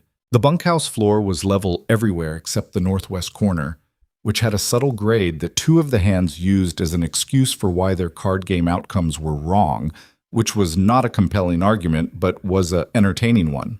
This was what the frontier actually looked like when it worked. Not resolved, not finished. Just incrementally better, season by season, through the accumulated effort of people who had decided the place was worth the effort. On an evening in late April, when the ground had thawed and the first settlers of the new season had appeared on the road, and the railroad camp to the south was active again, and the workspace in the barn was running at capacity, and the curtains in the kitchen were still blue and still hung straight, Gideon found Clara at the workspace after supper. She was doing something that required close attention, and very little looked up when he came in. "Reese wants to know if we can service 3 additional wagons this season," he said. He sent a letter. "We can. Tell him yes." He leaned against the doorframe. She kept working. This was their normal. Him in the doorframe, her at the bench, the lantern between them, the Wyoming evening outside making its own sounds. "I've been thinking about something," he said. "Tell me." "I want to change the name." She looked up. "The ranch. It's been Hale's Crossing since my father named it, and it should stay Hale because it's Hale land, and I'm not interested in erasing that." He looked at the workspace. The tools on their hooks, the organized materials, the evidence of 2 years' deliberate work. "But I want to add to it." "Add what?" "Whitmore," he said. It landed simply, without ceremony, which was the right way for it to land between them. Hale and Whitmore. Clara was quiet. She looked at him. "That's a business name," she said carefully. "It's a business name," he agreed, "and whatever else you want it to be." She held his gaze. The lantern light moved between them, and the April air came through the barn door carrying the smell of thawed earth and new grass, and the distant sounds of a working camp 2 miles south. "That would require a conversation," she said. "I know, I'm starting it." She looked at him for a long moment. Gideon Hale, who had written a letter asking for someone to hem his curtains and gotten a woman with a canvas roll full of tools, and the specific, implacable quality of someone who looked at broken things and got to work. Who had watched her work for 2 years without standing in front of her, which was, she had come to understand, the best thing anyone had ever done for her, and not a small thing, and not something she would ever take lightly. "All right," she said. He didn't move from the doorframe. She didn't move from the bench. But something had shifted, small and solid and real, in the space between them. "The Sorens are coming through next week," she said after a moment. "I had a letter from Martha Soren. The wagon cover is holding, but one of their harness straps finally gave. I'll have Sam clear them space in the north yard." "Good." She picked up the needle again. "And the apple tree by the east pasture fence. It's flowering." He looked at her. "So I might make that pie," she said. "Eventually, when there's time." He said, "There's no rush," which was what he'd said about the curtains in the first week, and she remembered it, and he knew she remembered it, and that was enough. Said, "What this place taught, if a place can teach anything, is not that hard work guarantees outcomes. It doesn't. The frontier had swallowed harder workers than either of them and would go on doing so indifferently without apology. What it taught was narrower and more specific, and probably more useful, that the way you look at broken things determines what's possible." Crow looked at the broken ranch and saw a property to be acquired. The town looked at Clara Whitmore and saw a woman in the wrong kind of work. Gideon himself, for years, had looked at Hale's Crossing and seen something he was obligated to maintain rather than something he could build. Clara looked at broken things and saw what they still had in them. She looked at a rotted wagon cover and saw salvageable canvas. She looked at a cracked harness strap and saw repairable leather. She looked at a half-ruined ranch on a dry Wyoming plain and saw good bones, good land, a real future that nobody was bothering to build. She wasn't optimistic. That's an important distinction. Optimism is when you believe things will work out without particular evidence. What Clara had was more demanding than that. It was the willingness to actually look at the evidence, understand what was repairable and what wasn't, and commit fully to the work. That's not a quality you're born with. She'd built it over 11 years of daily practice, in a canvas shop in Dayton, Ohio, learning by looking at failures and understanding them and not flinching away. It was a skill like any other skill, developed through repetition, through getting it wrong, through the particular education of working on something until it held. She was not a perfect person. She was not always patient and not always right, and there were moments when the accumulated weight of being underestimated made her shorter with people than she should have been. And she knew it, and she corrected it when she noticed, and sometimes she noticed too late. She had made repair calculations that didn't come out the way she'd planned, and had fixed her errors without advertising them. She had, on 2 separate occasions, given Tom Wicker feedback that was technically accurate and tonally harder than it needed to be, and had gone back the next day to straighten it. She was a person. She was a person who had decided at 23 that she was going to develop a specific skill and do it well and build something from it, and had done exactly that. And the doing had required all of her, the capable parts and the difficult parts, and everything in between. The valley recognized her eventually, not in a moment and not universally, and not without the particular slowness that characterizes places that have made up their minds and then have to unmake them. But recognition came through the practical acknowledgement of people who had brought her their broken equipment and received it back working. Through Dorothea Marsh and Frances Briggs and Nell Carver and Ingrid Sola, who built their own small versions of competence and self-sufficiency from what they learned at the barn workspace. Through the railroad account that held through 2 construction seasons and expanded. Through the numbers in a ledger that told the story more plainly than words. And through the name on the front gate of Hale's Crossing, which Gideon changed that summer, painting it himself on a flat piece of cedar board that he hung on the gate post with the specific care of a man who understands when a thing is worth doing properly. Hale and Whitmore. It was a business name. It was whatever else they made of it, over time, the way things are made. Imperfectly, without guarantee, through daily effort and the accumulated weight of choosing each other consistently. It was enough. It was more than enough. It was a beginning.